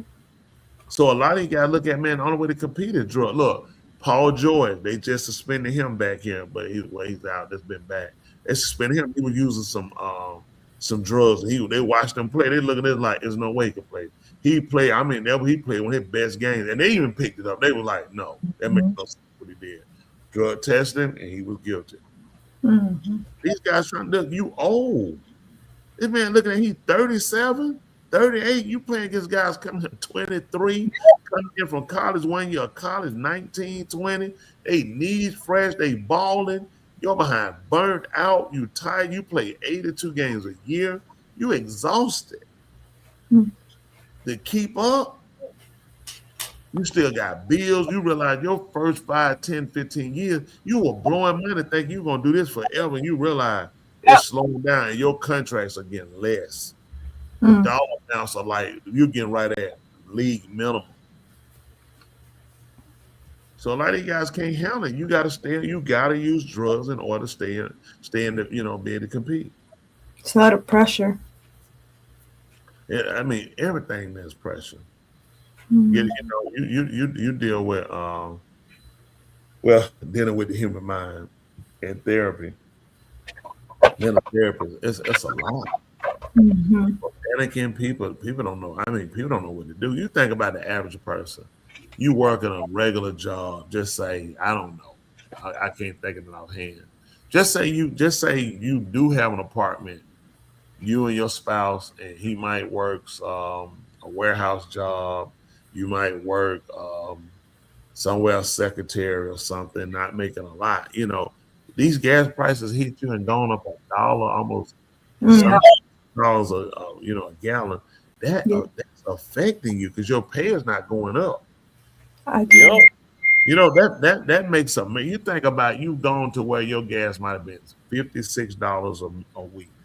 So now your gas is going to $132 double. That's crazy. Yeah. Yeah. It's the truth. It's bad. And then if you're using it, then you know how many people bought diesel truck? They love diesel more power. Diesel get less gas mileage, and diesel is almost $6 a gallon. Yeah, it's expensive. So you thinking, man, this is killing you. So it's a lot. It's a lot going on. It's a lot for people. And you know, and the more, then you got to look at what there's Havana virus. What is it? Havana virus. What is it? What's called the antivirus? The hantavirus. The something like that. Yeah. Something. They just make up something you can't How say. do we name this? How did we name? Because it's a weird name. How do we name this? It's something they already had. Listen, the old movies they made back in the 90s and 80s already came up with this stuff. This is nothing new. They've already look at we learned on light skin on what on Lysol cans how they had the COVID virus. That's a different virus. Ortho Havana. How you pronounce it? The ortho hantavirus, I'm guessing. Right, yeah. That's how I pronounce it. Yeah, I don't know why they put an ortho. Ortho stands for upright. So they're saying that's an upright virus. The orthohantavirus is a genus of viruses which includes all hantaviruses that cause disease in human. Hantaviruses are naturally found primarily in rodents. General carries a one rodent species to each other rodent and carries a hantavirus, carries have antivirus species, and then they say then they transfer to humans. See, a lot of stuff don't make sense. All the dogs, we had dog. My dog ain't never had COVID. All this stuff we had. People were less hygienic. When we came along in high school, we didn't have soap in the bathroom. You had water to wash your hands. You grab the door and you cut the water back out with your hand. Y'all didn't have soap? No. Oh, I can't agree with him on that one. Like, what? Let me ask y'all a question. Where did I say they had the y'all remember I said where they had the COVID at? On the Lysol can. What did person right? This she gotta be related to you. It's the only way she could put this she can be related to you. Oh, it's come on now. Come on now. Lady V is my friend. Let me tell you something. You very bad about not hearing. And now to learn she got that bad stuff, you know you can't hear to save your life. That's in the 1920s, Dwayne. Relax. Thank you. Yeah, but yeah, she definitely can't hear now. Yeah, she lost that. That I guess saw that slave drum beating when she was on the road with Harriet. Yeah. Was slap her for dragging around. To I need to go back. Oh snap! Oh snap! What happened? She said hantavirus is on the cans as well. Oh, okay. I ain't see all that. And that's what it is, hantavirus. That's what one picture was saying. Hantavirus. Well, they didn't make up something. They just like to make up stuff people can't spell. Yeah. I don't trust them. I don't believe nothing they tell us anyway. I tell everybody out there, protect yourself because they're going to come out. It's going to be a big pandemic. You think it's going to be the same way as COVID? Yeah, it'll come. No, then what they're going to do this time, they're going to tell people to keep going, keep working. They can't afford people not to work. They're crippled. They're killed us. We lost stuff we can't ever get back. Companies shut down. Goods, we lost parts. I mean, we lost a lot of people. It's a lot of stuff we lost during COVID that they don't make anymore. A lot of people went. A lot of stores closed. A lot of stores did close. And then remember, you would go to a restaurant, what about there? They'd be like, we don't have anybody here. You're like, what? It was crazy. You would go to a restaurant, they're like, oh, we closed. It'd be, they like, you're like, y'all closed. They're like, we can't get nobody to work. Remember, people wouldn't come to work. Yeah. They won't ever do it again. On the cruise ship, allegedly. Those people had it before they got on the cruise ship. Yeah, our hand. They say it came from Argentina. It started in Argentina. Okay. Really? Mm-hmm. It started in Argentina. I don't believe none of these people say. Let me tell you something. Anybody got more rats than New York, and they ain't had it in New York, they ain't nobody else got it. Argentinians are a little dirty. They not all of them, but they tend not to shower. Argentinian people don't believe in showering. Yeah, they were actually doing studies, and it came out that there was one of the highest that they did not shower. Word. I want to hear one from man, I Some don't sort know. of the sentence. That's a huge country. That's a really huge country. Somebody found me if we could find out if Hayward from Argentina. I'm just curious. Wow. They say it started. How did he there. got the what you call it? The Hunter virus. And he don't have only got the Hunter virus, but I know he got something he don't like to bathe. Some sort of virus. Wow. He's adamant about that. Like too much bathing, like it do something to you. He said the part he don't like about when he take a shower or bathe, he said it makes his skin feel like soft. And he don't like that feeling. You know what I'm saying? He said where his body feels wet. He said really like kind of make his flesh cross. He said like he's like real like rugged and rough. What's that? What that saying? The claim that people in Argentina do not take showers is a misconception or urban myth. So they say. They look. It says in reality, personal hygiene is highly valued in Argentina, and many people shower daily or even multiple times a day, particularly in the summer to avoid sweat. Now, do you know anybody Argentinian? No. I did, and they didn't like to shower. I know somebody. I'm saying. Hold on, Dr. Joe. You mean tell me you meet one person and you let that one person? No, I saw a study. No, I saw the study that they did across, like they went and asking questions, and out of all that, it came out that Argentina were one of the highest that they did not like to shower because of the climate. Where they come from, they believe the skin weighs. I don't know if it's a myth or not, but that's what they said. Now I know in Europe, I done heard them Europeans don't be liking to take showers. But they take them Italian baths. They look like that. They look like alone. Europe, them Europeans, they will stink. Mm-hmm. I know that. I've been to Europe. Yeah, they'll stink. I smell them over here. I'm talking about. It ain't even stink. That's a whole nother. That's like another word for it. But they'll put on some clean clothes and they will. I'm talking about throw up. Will make you vomit. They smell so bad. Now with the Sweden, they didn't stink though. Surprisingly, I didn't smell any stink on this. Do you remember that in Sweden? No, I ain't had no problem with smells. No, Germany. Well, Germany was in the airport. We went out one time, but I don't remember in Germany. Holland. We went to the Netherlands. I remember they weren't. Yeah, Netherlands were fine. Yeah, I ain't smell them in the Netherlands. Cause I be looking. I ain't trying to smell, but I do. I love them. I want the people. Now I am. That's one thing I do. I will let you know you stink. That's good. People can be better. If I don't let you know you stink, I tell you, man, you funky. I mean, that's the best I could do. If I'm yeah, I'm gonna let you know, man, you funky. If I don't tell you stink, because I'm like, I just want to get the message across. So whatever keep you productive, keep you going. So, but anyway, what's our next story we got? All right, Europeans. So I haven't seen this one, but this is about a leaked message. Let me know when to stop it. Messages from a woman who's currently married to an NFL player, her younger sister, the whole game, the whole tutorial on how to get with an NFL prospect, NBA prospect, and how to treat him to receive the South life.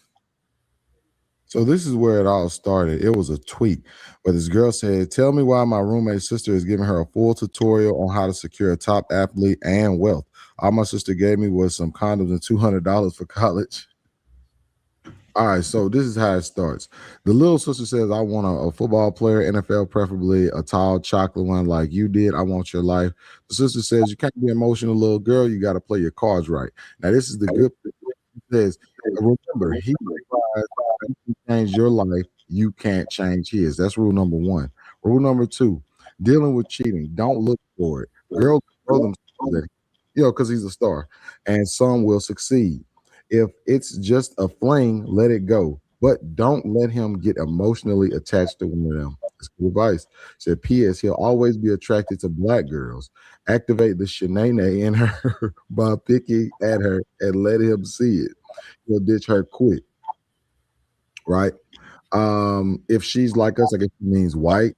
If she's like us, it'll be harder because more than likely she's playing in him too. Make him choose. Number 3, be an asset to him. Fold his clothes. Buy and bring him food. Do his homework. Completely integrate yourself in his life to where he can't function without you. Number 4, don't embarrass him. Don't cheat. Don't text other men. His cute friends and teammates will try you. Ignore it. Just in case the relationship goes south, another athlete will see you as gold. And then number 5, go completely wild on him in bed. Use throat spray. That's for like numbing the throat. Use throat spray. Do any and everything. Be spontaneous. Make it go down anytime, anywhere. Okay, let's see. We had number 6, his mom. They even got one for the mom. Lexi, do not tell his mom any personal information, especially something negative. She will tell his entire family. Hey, she right about that, ain't it? She will tell his entire family, and he'll blame you. Just smile, wave, and be quiet. 7, look good and appealing. That's good advice. Hair and face always need to be done. Push for marriage or at least have multiple children, and you got him. In 2 years on draft day, you'll be a millionaire, and all your friends will work hard in school to literally never live the life you live. It's so sweet and rewarding. Like, I can't go right now. Okay. All right. So with my take, I said nothing about this is vindictive or evil. Mm-hmm. She's teaching her how to cater to a high value man with 100% transparency of what's possible to come while on the journey. Did I miss anything? All right. So let's roll it back. I know everybody is upset about the Shanae. Activate the Shanae in her. Okay, that is more so of a plan than it is racist. That's a plan for execution rather than it is racist. So let me tell you why. Okay, so she said men on the internet all the time say what is very distasteful in a white woman. What's something we do not like in white woman? They say it on the internet all day. A Karen. A Karen is always known as very distasteful to men. A nagging white woman is very distasteful to men. And we say it on the internet all day 100%. All right, now let's see the flip side. What is very distasteful? What is a very distasteful type of black woman on the internet? The ratchet city girl. Men say that all the time. That's what they don't like. So what she's saying is make the stereotypical side come out of her so you can X her out of the equation so you can achieve your goal, right? And one thing you got to also admit, black women who are very offended at this, just think about it. Like they got a whole game plan for you. They know you're going to pop up as an equation. You don't make a game plan for somebody who's not a threat. You make a game plan for their best player, for the opposing team's best player, not the worst player. So she knows that her competition will most likely be a black woman. She said this is how you get her out of the way. She also had one for the white woman. She said if she's like us, I guess men in white, it may be a little bit harder because she'll understand what you're trying. She'll understand what you're trying to do, and you got to make him choose her or you. Now you're already integrated into his life, so most likely he'll choose you. That's the game she was pretty much given, right? So see, like I said, another thing that throws black women off would be the cheating. Ignore it, ignore it, right? See, so she was kind of looping those two in together. Like this will really throw them off. Now the other white woman, she gonna know the same stuff I'm knowing. She's gonna ignore the cheating part because she sees an end goal, right? So that's what she do. And it's no secret that white people try to provoke emotion out of black people and try to showcase it. They do it in jobs, all types of places. So your best plan of action would be is to not be so emotional in a situation like this. Recognize the game that the person is playing with you, and that way you have a advantage if you know the game that they're trying to play. I'm not saying that any of what the girl actually was giving her will work on any type of man in any type of profession, whether it's fake or not, you know. That's right. Whether it's no love involved or anything. But what she's trying to do is secure that soft life that all these women want, right? By any means. And the girl said that she preferably wanted a black guy, not to get over on him. She just said she just wanted a black guy. All right. So at this point, you know, we had the Ashley Janae thing as well. It's no secret that different races like each other. We got to come together and just realize that different people of different races are going to be attracted to each other. The girl said she was attracted to a black boy. She wanted a tall chocolate man. Nobody ever says chocolate as a degrading type thing. They use that as something that more of a preference type term, right? So she said she wanted that, just like her sister. So they obviously like black men. This is how you do it. I don't think the game is different for if he was white. I think that's just the game that they playing. Okay. Now, if you don't have a high value man, ladies, can you really, and then both of these girls have these athletes, these ballers, can you really critique it? What can we say? Because they rather have you saying they're racist and they in Cancun with and then you're somewhere. That's just the game. All right, y'all. But it's AG with TBG Media, man. Hype Media. If y'all still fans of me, you know, and y'all want to hear more from me, I'm not. Yeah.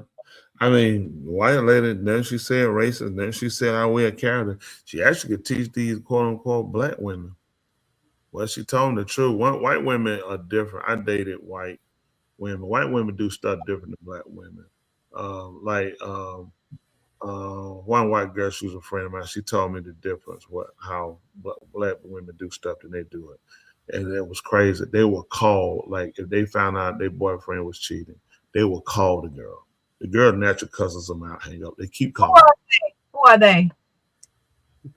The white girls will call a black woman. She found out her boyfriend cheating, right?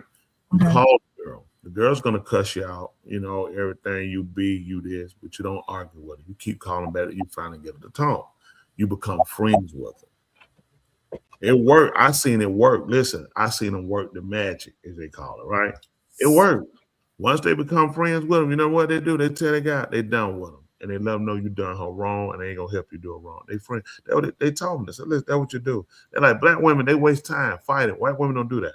They call them, they become friends with them.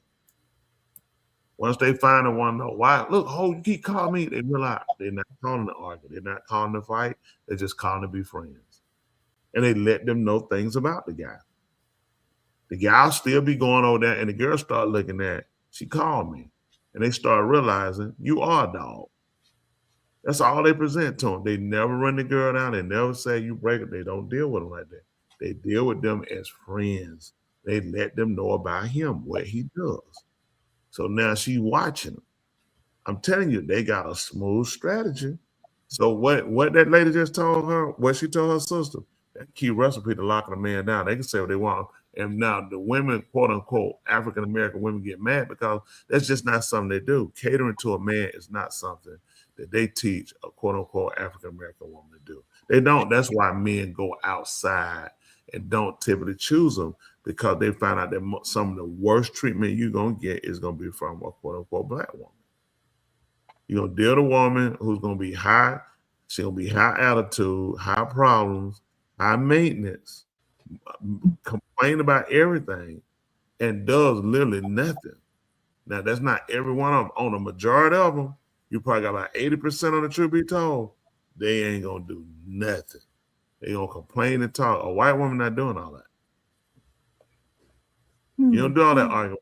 You don't typically have that problem with them. They kind of learn that, you know, where a man is. Now, you got some, like where everybody got, you know, people in every race, but some people kind of understand differently, and they're more sympathetic to an understanding. Look, I could treat you like a woman needs to treat a man versus I choose like whatever, and that. And a lot of time men don't look at. A lot of them have ran. They really have ran a lot of men off from the quote African American women because of that. Like no black woman had a problem with the part about catering to a man. This issue is when she said to deal with cheating without complaint and to supposedly antagonize other women to keep. Okay, what's wrong with that? It's her man. I mean, that's what they want to do. That's again, instead of trying to critique, they say what white women doing working for them for getting quote unquote black men. So I mean, so what? Well, you care. This is what I tell a person. You learn to hold your end. Like a white man come on saying, what do get a black? That don't offend me. I could care less. I mean, it don't bother me one way or another. He ain't offending me. Oh, what that cracker do? Oh, listen, whatever woman he get, that's his woman. I could care less. If it works for him, it works for him. Whatever person want to get, I tell people, maybe no different. I don't see people go like, why they with them? I could care less. You have to be happy with you, your decision. You get who makes you happy, you get, and you do what makes you happy. As long as it should be some rules and parameters, of course. But as far as that woman sending her sister that text, I'm sure women of African American, they're gonna be up in the rope. Oh, they trying to get, they're not your man. You can't get but one sister. Facts. Oh, no. That woman want her man to go to. It's enough to go around. What you don't want, somebody else want. Same thing with you. Somebody don't want you. It's somebody that do.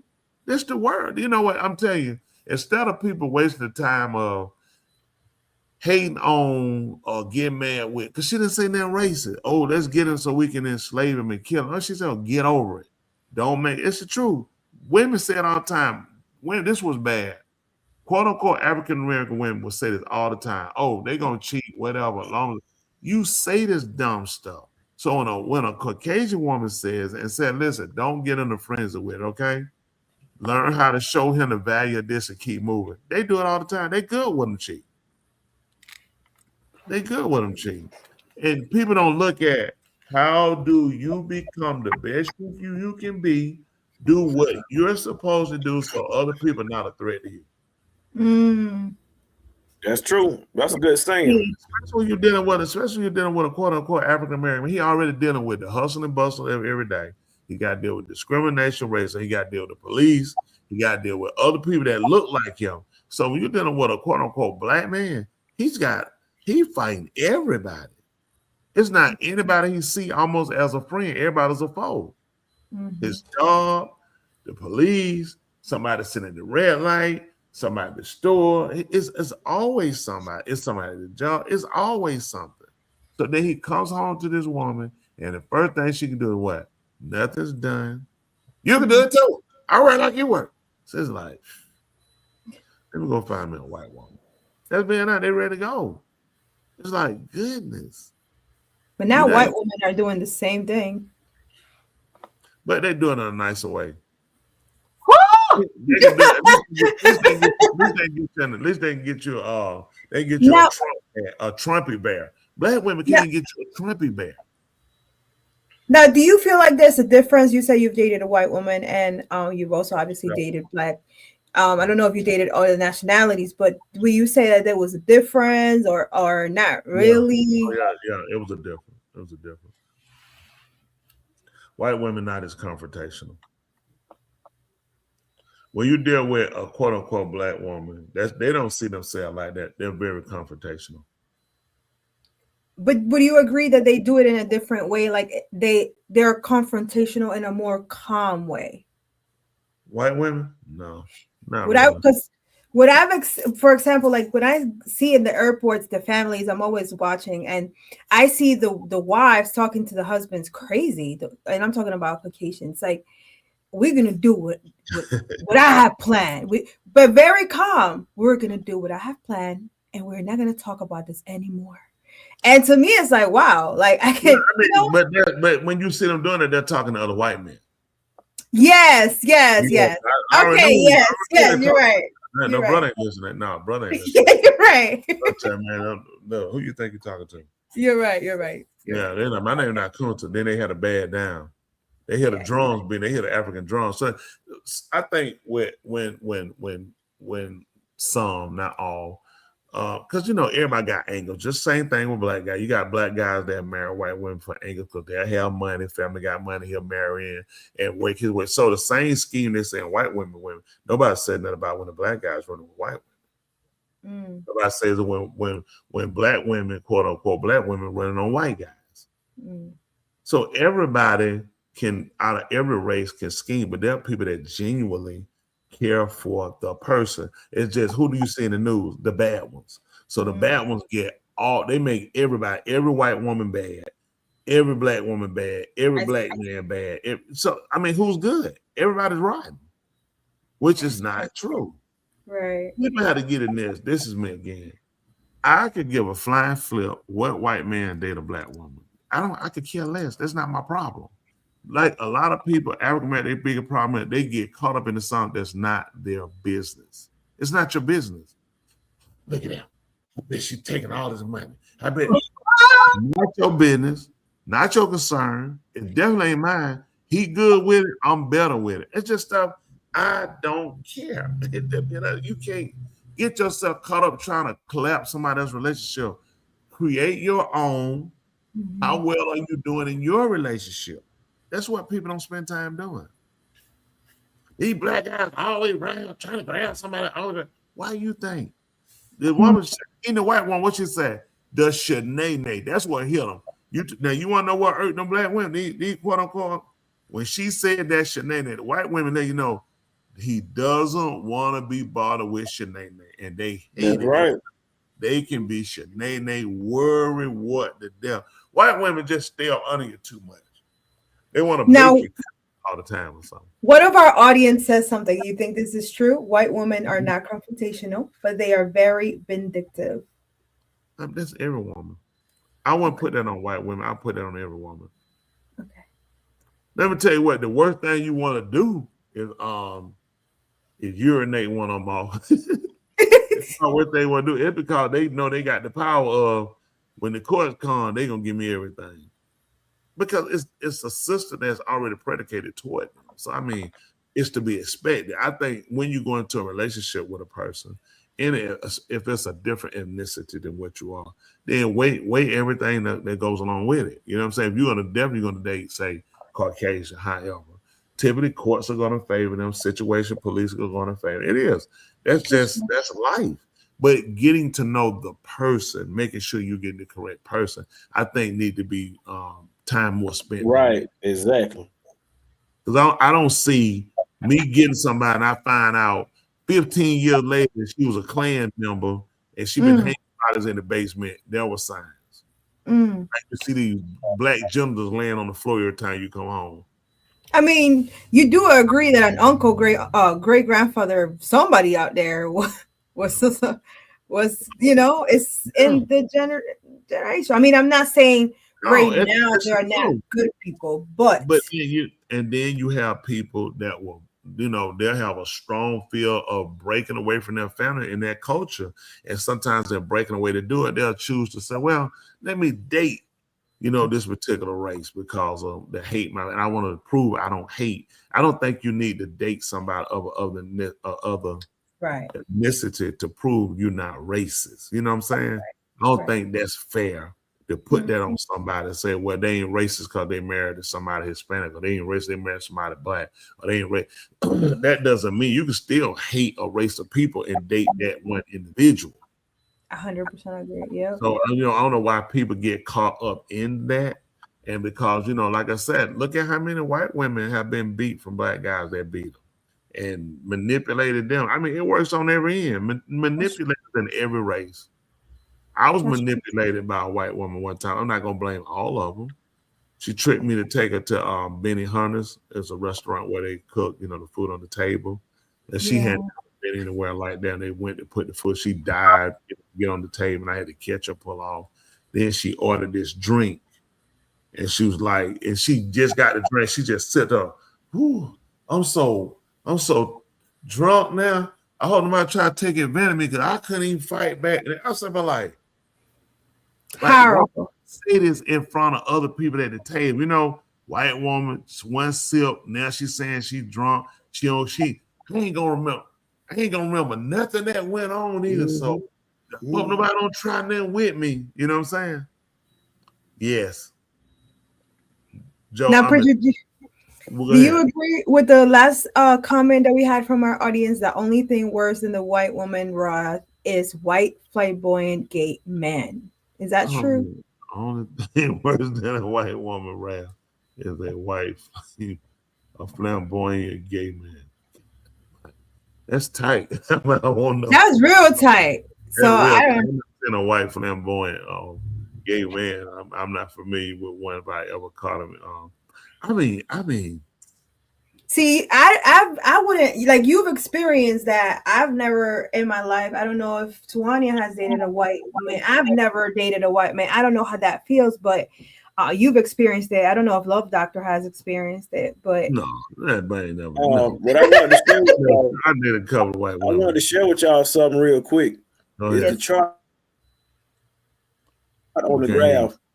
It's really not about, white versus black. It's a science behind it. It's more so skin tone and more melanin. So if you look up here to the top right hand position, this is the darker skin. This right here is the most aggressive skin, most masculine, most independent woman, rude, loud talking is this color skin. It has nothing to do with the person. She can't control her skin, but that right there is what's in her ethnicity. Or DNA. So just know when you go this dark right here in for some trouble and you're asking for it, they can't fight it. Now what you want to do is you come back over here and you see as it get lighter. So you mean your color? Your right color? Here, this okay, that's right. That's right. So if it's that shade, that shade right there is more welcoming, more pleasant. You see what I'm saying? And the lighter skin tones, they tend to be more delightful and more understanding. And more feminine, you know what I mean? But the darker earth tone color, that deep dark, you want to stay away from those tones. So there's nothing wrong with a black woman. You just got to make certain that you get the right skin tone. I don't agree with that. That you are being racist. A racist. Racist. Yeah. No. I didn't say anything about a race. I said skin tone. Okay. What do you mean? You're putting a darker woman in I want to a know, are you good? light. That's crazy. I'm just telling you, I've seen it. These skin I'm not saying tones. it's been fun. Now, which color? Do my favor. I don't want to say this, Tone back up again, please. but with all your respect, that is. You say put their hands back up. Hold on, let me find that clip again. One moment. Colorism. Yeah, when you're dealing with female. Your mom. Which one? Listen for a second. Which one of these skin tone colors is your mom closer to? I'm just asking. Let me get the mouse over. This color right here. Okay. Did you find her to be more pleasant, easygoing, or never hostile? Pleasant. Well, as far as marriage, she was real pleasant with my dad. I mean, she was my mother, so I mean, my relationship I had with her was a mother relationship with a son. Well, we ain't talking. That's okay. Well, are you on drugs? What relationship should you been having with your mom? You talking about he was a son, she's a mother. You about to be a mother. Keep it up. You're sick. You're very sick. So listen, the reason why I asked, I was trying to see what did you see growing up? What kind of moved you to make that that assessment? Because sometimes you get people of a darker hue. Someone can be defensive because of the fact they feel they're pressured a lot and they have to stand and be aggressive. Then you get some that can be more meek. So I was curious when I asked you about it. I wasn't being funny by saying, I know I asked what skin tone color closer was your mom, to ask what type of person did you see her as being? So did you find that same definition that you gave us? So through the women I've dated, I've noticed the skin color through the relationship is from experience. That's how I noticed that, through experience, as dating experiences. We got a comment for you. And someone said they'll agree. there's actually observations I made throughout dating the process. There's observations that I made through it. There's all come from a logical aspect, believe it or not. When you take the lighter colors, the lighter skin colors, oftentimes they have identity issues where they feel as though they have been rejected or been abused, or they get bad treatment throughout school. They never really fit in with one particular race. So when you meet them as adults, they're a lot more open, they're a lot more sensitive to emotions, and they're a lot more delightful and a lot more pleasant because they know how it feels to be devalued or unaccepted, because that's something they've been dealing That's with. So, harsh. I'm sorry. Those are harsh words. Hey. And then on the other end, the darker skinned ones, from dating them, they come from a background where people kind of more so demean them or cast them out, as being, whatever the case may be. And they just they're so used to people, attacking them or degrading them. They just tend to be more so defensive, and you have to go through more of a fight for them to put their defensive down. And once you get them to put their defensive down, then they can be really, really pleasant, but they just tend to be more so defensive or whatever the case may be. Have you ever heard That's the all. Turkey, the berry, the sweet of the juice? They are actually very sweet. Like, Have you? This is a male perspective from dating, so I'm sharing a perspective that you can't possibly relate to. but dating is not the same. You probably dated for one day and now you feel like you already know the person. Going on a date does not qualify as you knowing someone. Dating in person. Let me ask you that. What color skin? I could probably say, as the love doctor, I've probably been on more dates than all y'all combined.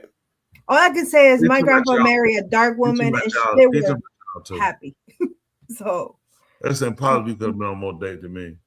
Oh, I already know I did. You ain't even have 911 invented when you came up. Preacher, Y'all ain't had no Preacher, you I was dated. pimping before you were You had limping. cell phones. I was No, pimping before you were limping. Man, you Preacher, you you see the difference, Preacher? You dated woman. He went on dates. He went on a date. Yeah. So Dr. Joe, what I tell you is that the people on the show, they were married by the time you graduated high school. They were probably already graduated college. They were probably already married.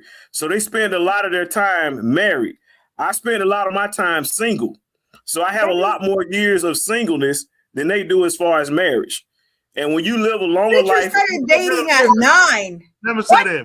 Listen, that's hold on for a minute. That's still ain't got nothing on your boy. LeBron James spent 23 years in the NBA, got 4 rings. Mike spent 14 and got Ooh. Boom. Drops the mic. No, that's not true. See, what happened That's is simple math. they were benching LeBron because they were being racist, so they were benching LeBron, Preacher. They were benching him on the bench and wouldn't let that man play. They were being racist just like you are being racist right now. Exactly. Just like the people from the island. It's harsh. That That was harsh when you said it was very. come out very mean, and when you talk to them, I said for real. Oh, some of the friendliest people you will meet. I didn't meet some of them island people. I know Jamaicans. I don't get nasty attitude. They really do.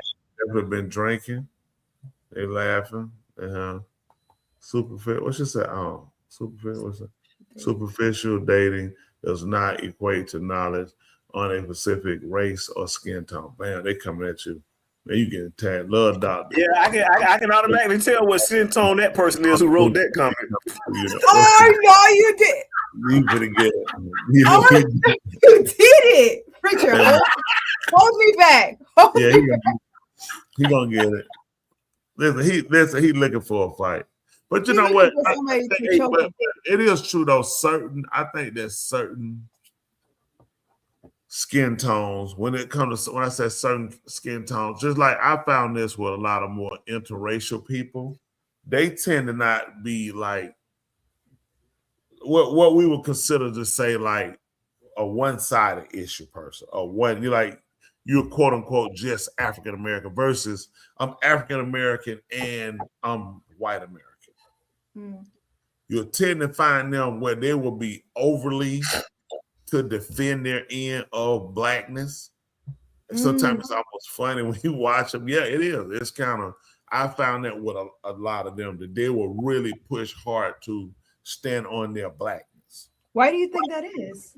I think they feel like they have to fit in on that end. They know they'll no doubt felt the racial inequality. They do. They felt the racial divide. Like when they child, they really experienced a lot of trauma. A lot of white that won't come to them family. If you gonna be there, your black, they'll be like, no, and they not claiming us. Like when people call this like my family, my mom family. It don't matter. I got a cousin. His wife is Caucasian. We've never had a private conversation of what he doing marrying that white woman. Why he got? Nobody cares. That's like nobody. I ain't coming because nobody cares. It's just nobody cares. You got what I'm saying? That's your thing. But a lot of times what'll happen when it's on the other end with Caucasian, they won't come and feel like if you're gonna bring it, I'm not coming. They won't have nothing to do with it. It'll be some grandparents won't even care for the kid, the grandkid. They'll hold some people have, they won't like the marriage, but when that grandkid come, they be like, I gotta get over this. That's my grandkid. You know what I'm saying? Some of them, no, that's not my grandkid. I don't care. It's still off. And that's sad. Yeah. You respect other people's choice. That's me. Respect other people's choices. Like me, I married a white woman. My family look at you, don't marry that. They love her. No, they don't. They were like, she just coming for your money. She don't want that. She's trying to set you up. She's trying to. I was like, she is too. I can see it. You can see it. Yeah, all that stuff. Yeah. Listen, brand new J, they got it. Woo! I hope nobody don't take advantage of me. Cause I can't even hold myself back. I don't know where I'm at now. I don't know where I'm at. I'm sitting there like, they can take me at the table right now. I'm like, this white woman has really. Are you trying to help psychiatrist me or are you laughing at me? Which one is it? No, this is very interesting. But she was able to accomplish a very important goal, which was marrying you. So whatever worked for her, whatever is fine. It's acceptable. Wow. That was with them doing text messages. I was like, girl, baby, I can see something. Her sister need to talk to me. I can tell you how to catch fish. Well, well, Dr. Umar said no ice, no rice, no spice, no sand, no salsa, black man for the black woman. Umar Johnson is a nutcase. He definitely is a nutcase. It's same way with Mexican, my brother-in-law, father drowned his... Disowned. I was like, wow, he drowned him? Hold on for a minute. Stop it. Carter, you wouldn't have even know what that was if you had your glass. Disowned. Man, I seen drown. I'm glad. Hold on for a minute. No, it ain't. I'm telling you, my glasses, my glasses need glasses. Disowned. Well, I seen, let me just say why. It's the same way with Mexicans. My brother-in-law father drowned for marrying my sister. That's what I'm going to go with. What do you know about disowned? He drowned him. The father-in-law, my brother-in-law. I'm confused. My brother-in-law father disowned his marriage. Okay. He disowned his son for marrying your sister. Is that correct? The way he run, I'm trying to figure out. Go ahead on. His sister married a Mexican guy, and the father disowned the sister. Yeah, disown the Mexican son. Disown him. Yep. He had to disown his own son. He should have just said that he disowned his own son. Oh wow! He made it sound. See, that's why I said go with the drown. Drown is better. Yeah, makes more sense. Yeah, this something make more sense. He drowned. Yeah, because when he wrote it, I'm trying to figure out how could he disown her because he never owned her. But his son, he disowned. Yeah, some people. Yeah, a typo. And his father and the father, no doubt, his stuff was warranted because he look at what you heard about. This something I want to say too. No, not right, but let's just be practical. We human beings. I don't care what you say, what right or wrong is. People have to have a conviction. Okay, we say it's wrong to kill, wrong to rape, wrong to steal, but is that stopping people? Because no, you have to be minded that that's not something that you're trying to do. So some people hate is warranted. Our quote unquote black men have put a bad disdain on ourselves. I mean, listen, the so-called, I ought to be the first one to tell you, we dropped the ball back. We're terrible providers. We don't keep our word. Okay? We're not good role models. That's not every one of us. Please don't think that. But let's just be honest. Let's deal with the stereotype and how many people meet the stereotype. Mm-hmm.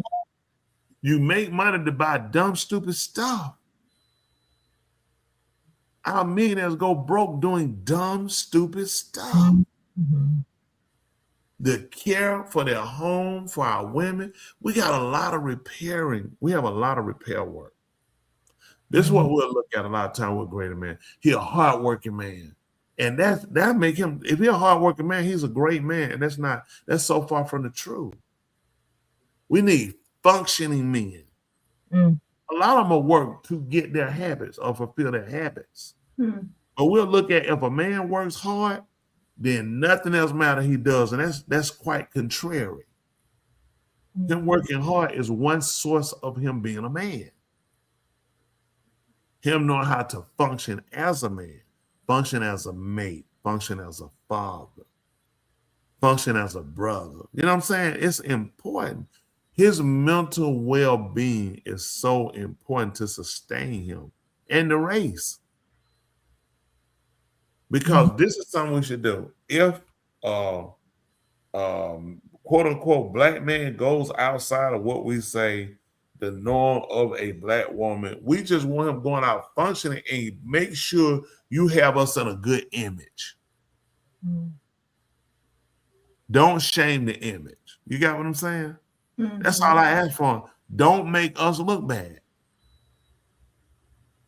Don't make it what. That's why I said don't get one of them, because that's how they are.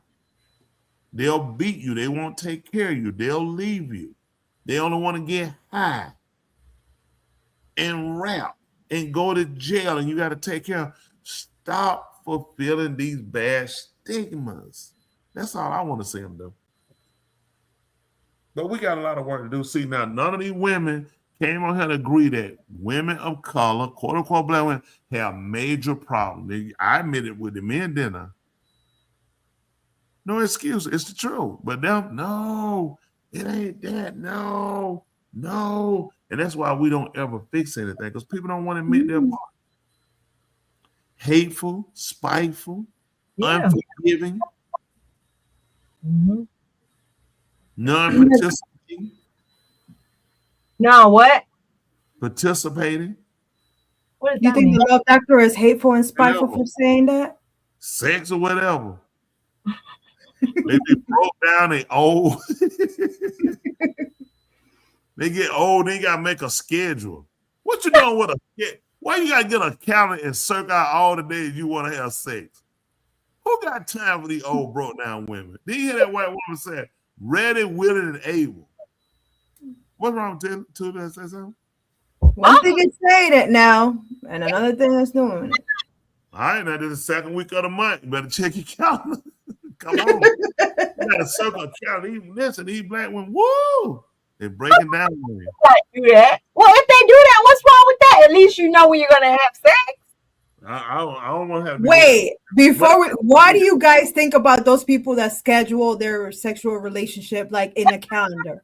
Listen, as to you don't hear, I don't like it. I shouldn't have to circle out no days on the calendar. I feel like that's awkward. And then they gotta get their phone to my hold on. I'm gonna be busy that week, the next week.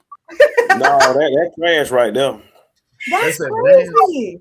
Okay. So what's the difference in? We tired about it. Let me see. I don't know. I'm old school. Listen, That's what's roll over, lap that behind the cheek. Let's go. I don't see anything wrong with it if that's what somebody wants to do, because you know you're gonna have sex. It's not like you can't do that. You want to have sex? That's like on them prison schedules and conjugal visit schedules and stuff. What is you talking about? We not incarcerated. You gonna get it that day. You know you're gonna get it, but any other day you might not get it. It's a possibility you might not get it from the woman or the man. So if just say for instance I want to have sex and I ask my husband, he said he don't want to have sex, I gotta take that. Okay, fine. But if it's Monday, our day, you can't say no because we already planned it. We're supposed to have sex on Monday. Oh, no. Predictability is a wonderful thing. It's predictability. There ain't no predictability. That Something right? happen. What if you lose your calendar? Yeah, it you is. forget what day, and you forget what the day is. All right. You can have it on the same day. You can have it consistently. You can have every Monday, every So week. let me ask you this. No, So you let me can't ask have you it this. every day. You can't do that. Yeah, but Smitty. man, no, you can't do it every day. So say you scheduled it. Like I Say said. you scheduled it though, right? Just say it's scheduled tomorrow. But Yeah. the night the man go to sleep, he done had a wet dream. Mhm. Is he still on for tomorrow?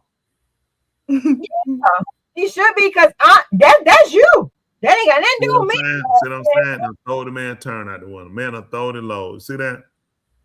What does that have to do with me? To predict that. See, now he got to be scared. He got to be trembling that night. Truly, I want you to get out that sun. Your skin is turning too dark. Just stay out the sun and get back light.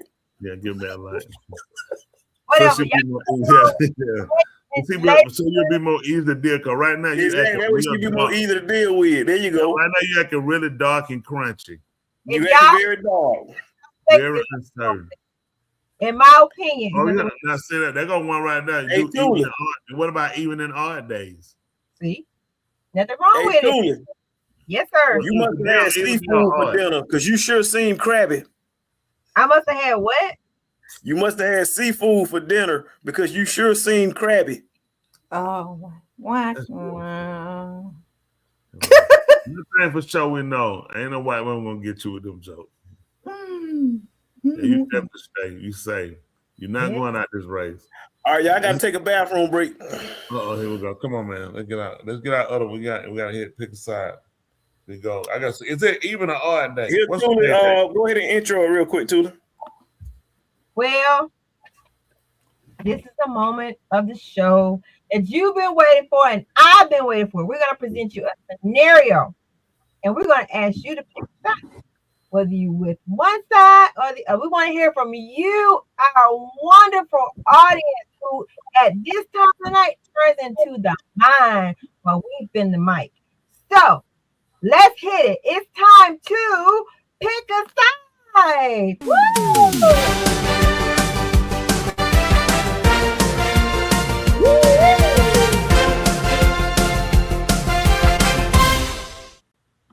Yeah.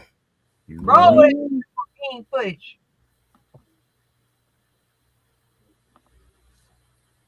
What is it? Oh. It's not playing. No. Sure not. What happened? I don't know. We see pick a side up. That's cool. Was the video correct or no? Yeah. Yes, it's a video. It's loading though. I think it's your internet. There it Woman is. refuses DoorDash because the guy's hands on the picture. I ain't gonna lie, them are some nasty looking fingers though. But I mean, he ain't cooking your food. But at the same time, can I see it? I kind of get it. Bring it closer, love doctor. But I don't know, man. What y'all think about this? Leave in the comments below. Y'all know what's going on. Please add. Oh my goodness. I've seen that finger before. Woman refuses DoorDash because the guy's hands on the picture. Fried? No. I ain't gonna lie, them are some nasty looking fingers though. But I mean, he ain't cooking your food. Hold on. But at the same time, I kind of get it. But I don't know, man. What y'all think about this? Leave in the comments. What do you guys think?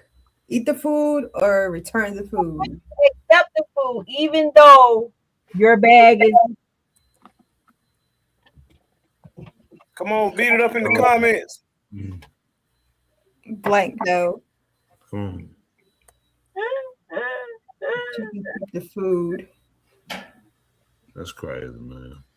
Well, he has not opened the bag. Your bag is sealed, people. I don't want to touch the bag. I'm scared my hand gonna look like that. Or it might have coronavirus or whatever virus. Yeah, the Hannah virus, the Hannibal virus. What's it called? Said Confederate said accept it but give it away. I'm not accepting it. It gotta go. No. No longer am I. like after a fast, what's just a fast or after a fast. I mean, you already got it at that point because he left it at the door. So when you saw it, he was already gone. So you stuck like Chuck. No, he hit that door, man.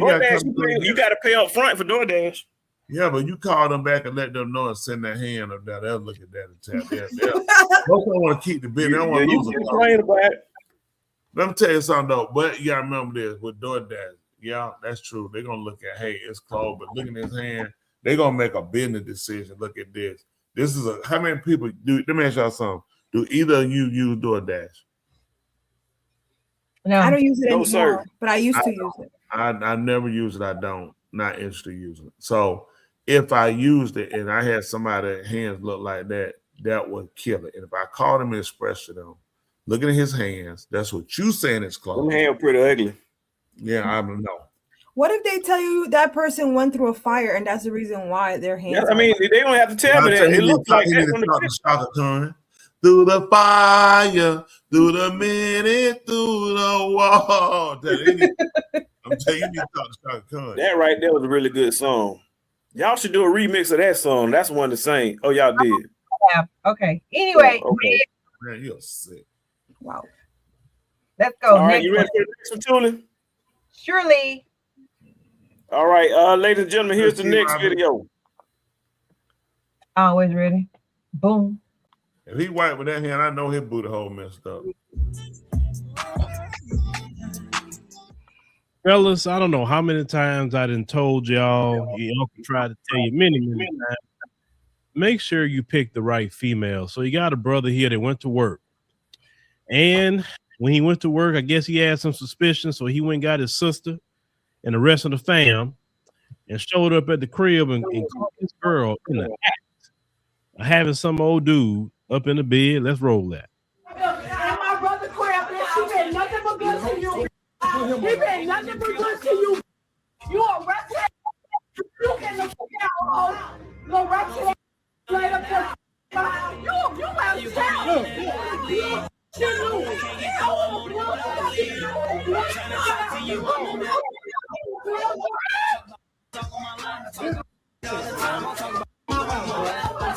With my house.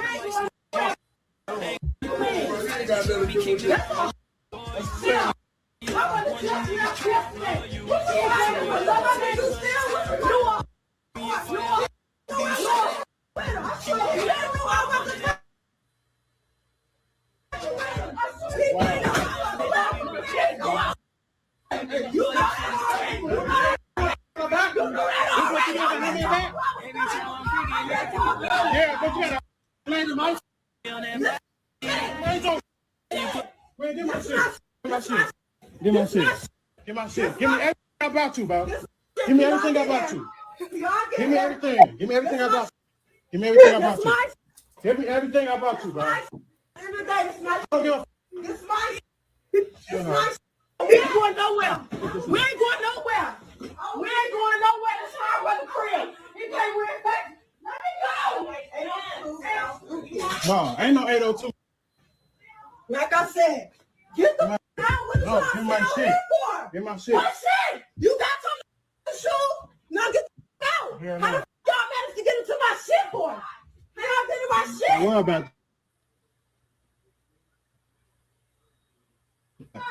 What? What is it? What's that? What is it? What is it? What is it?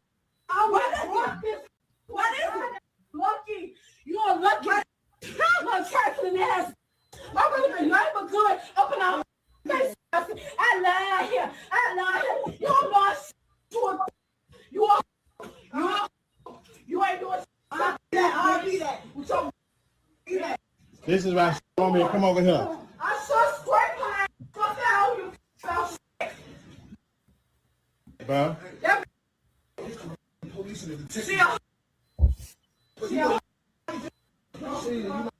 I ain't begging your shit. I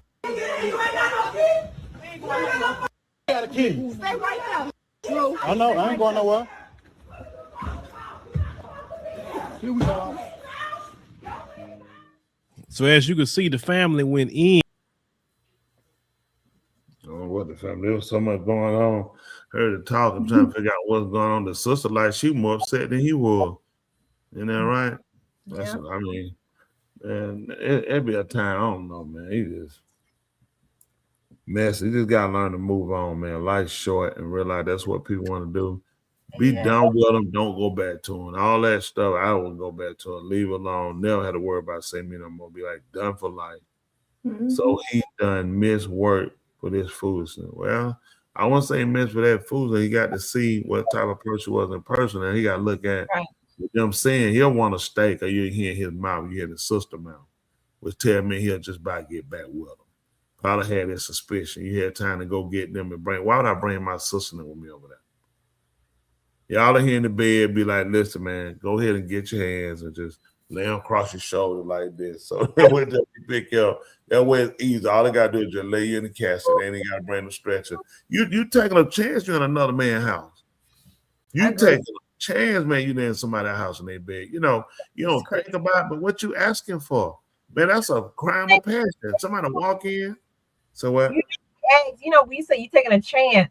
Well, I'm sure, probably more than likely, he might say, "What you gonna do? Is he gonna come?" He ain't got no gun. He ain't gonna do that. I'm sure she assured him that it was okay. No, you don't have that kind of stuff. You don't have to do it. So you just do it? I just another guy high. I ain't had to have no gun. I know what I had. I mean, ain't no F don't do you have a gun? I don't worry about it. I know what I had. I'm like, he should have had a gun, but you just think about it now. You know, let's say if I would have killed one of them guys, that's crazy. You know, in their house. Yeah, you're taking a risk. Oh, absolutely. Yeah. That's crazy. The audacity. And then she has the audacity. If you're gonna cheat, at least have him pay for a hotel. Free bed, free everything. Then she probably cook for him too. Oh my goodness. He probably chat. They bring me something to eat. Okay. Well, that buzzer. Huh? Somebody bring you something to eat. No, I'm saying she might have told the guy that. Oh. That's called a hotel. Just bring me something to eat. I gotta put it. That's true. You ain't got to buy no place. That's crazy, man. They can't, man. It's crazy. They'll lie. Wasn't it one more to play before we go? I know he said he had to go to the bathroom. He been looking like a turd the whole time. Let me see if there was another one to play. Yeah. Should have been one more to play on now. Did he play clip 6, Thule, or that one hasn't been played? Let me check. Clip 6.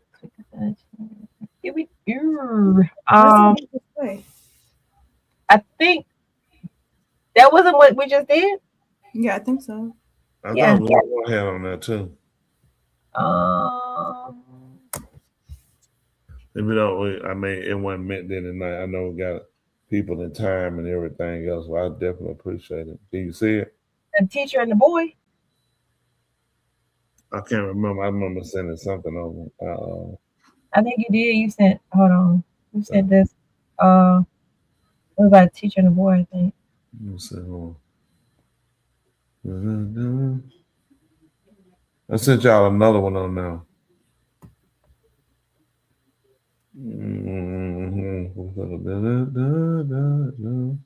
Oh, is it the brother catch his girlfriend cheating on him and was at work? Oh, we already did that one. Oh, I think it's this one.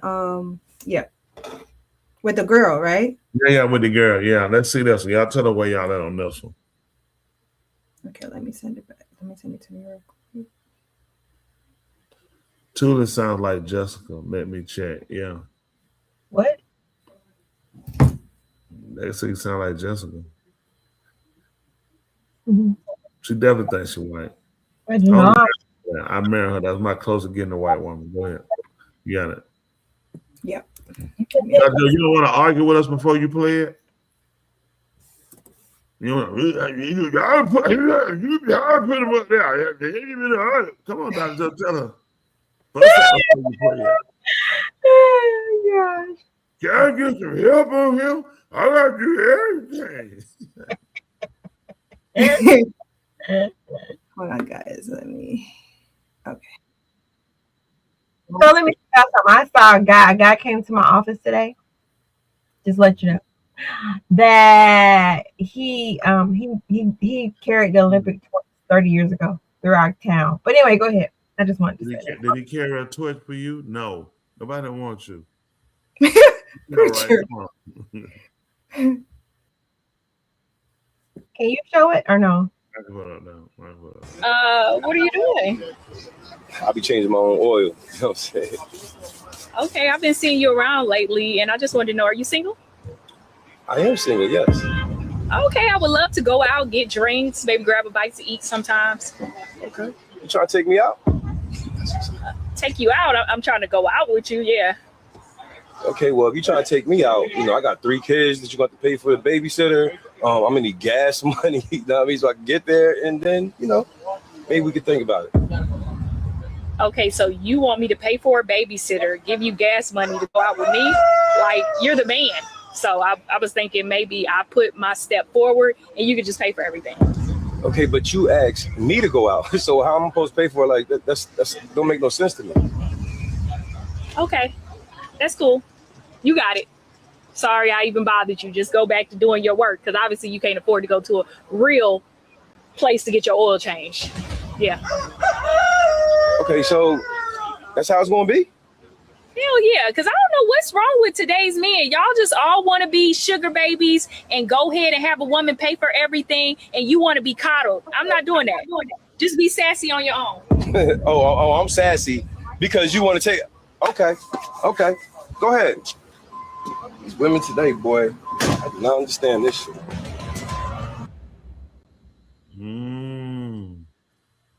I didn't think he had a point. He got kids. He got to get somebody to babysit his kids. He need an outfit to wear to go. It's the other way around now. Yeah, what says it? Yeah, I'm just wondering. Yeah, what is it? Where y'all at, Tula? Oh, here you go. Come on, Haterade. What? Is he wrong or right? For what? Okay. Ask him to pay? I'm trying to No, she asked him out. She asked him out. Oh, I see where it's coming from. So Yeah, she asked him out, so she should pay for everything. Okay, so I said, is she wrong or him for asking her to pay? Is she wrong I got your number. for not allowing for not want to pay? For not wanting to pay, or is he wrong for asking? That's Which the one? question. Huh? Okay. I would say her. Okay. I would say her. I don't see anything wrong with a woman. I would say her, period. That's enough. Well, so I said she wrong. She wrong. She need to pay. She need to pay. She need to pay for them babysitters. She need to pay for him an outfit and pay for his hair to get fit. And he need to get his nails done. That's the thing. I don't do all that. Hold on, but Now, women be asking for that now. For hair. So, yeah, he can tell you need to get his hair again. He go get his hair done. He want to look presentable. Yeah, women ask for that too. Like, thank you. Money for nails, money for hair. But I feel like both sides are wrong. Like, why are you asking? No, all that's on you. It's up to you to come up with your own scheme of what you're gonna put on, what you're gonna wear. I don't think it's proper for either of them, but I just say she was wrong for the fact that when a woman asked for that, everybody's good with it. Like one guy, he was telling the girl, he was like, I spent, I paid $300 for your hair. He was like, I'm about to bust $1,000 before we go do anything. Yeah, I don't even know you. Come on, the guy. He was gonna take this one day. There was another we played one time. He was taking her to the Cheesecake Factory. Like, with this, oh no, man, I know, I remember. You ain't paying. Then he was gonna take her back. She told, hold on, okay, no. You went too far on where you want to go. It's time to take you back. It's good when she do it. It's a problem to do it.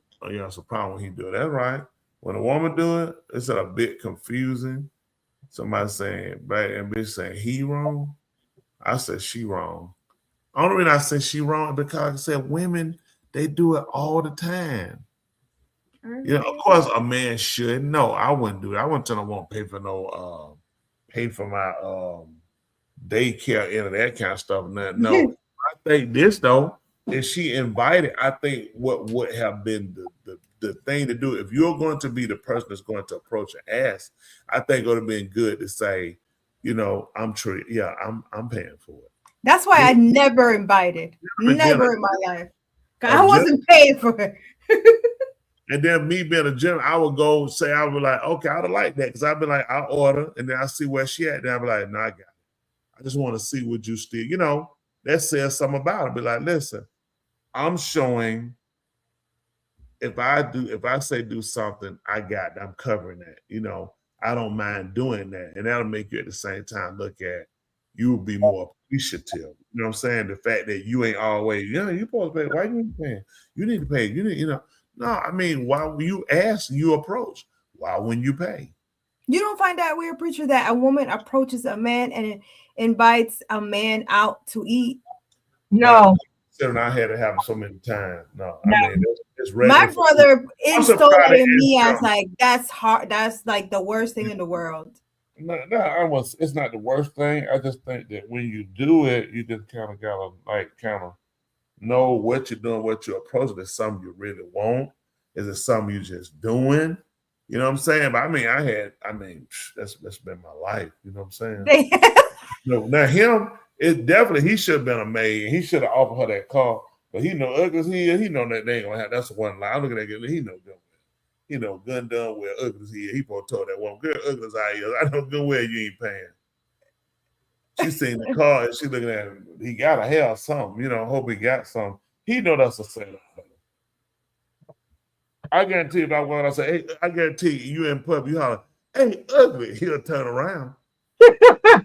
He said, hey, ugly. Watch you turn around. Who called me? Exactly. You know, good and done well nobody. You know, good well this girl don't want that car.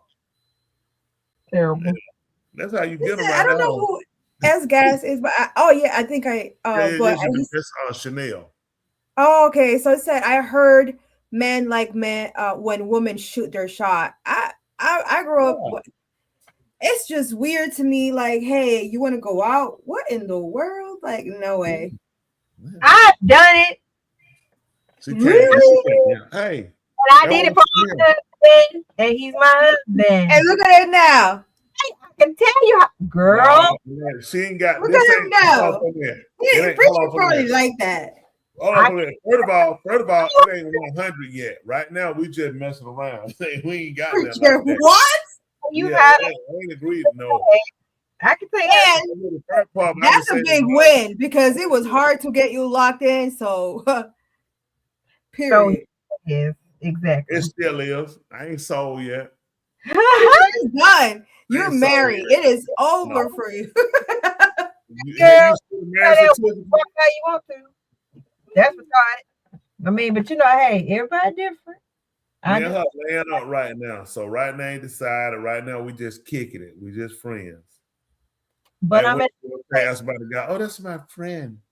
But so I'm in a guy, her friend, jump on her and the guy. You just gotta get yourself in the rotation. I'm telling you, if you ain't in the rotation, you ain't got no chance. Get in the rotation. I'm in the rotation. That's fine. We ain't gonna sell that, but I'm out here. My Rolodex stacking up. I be sitting them tell you say be hear me.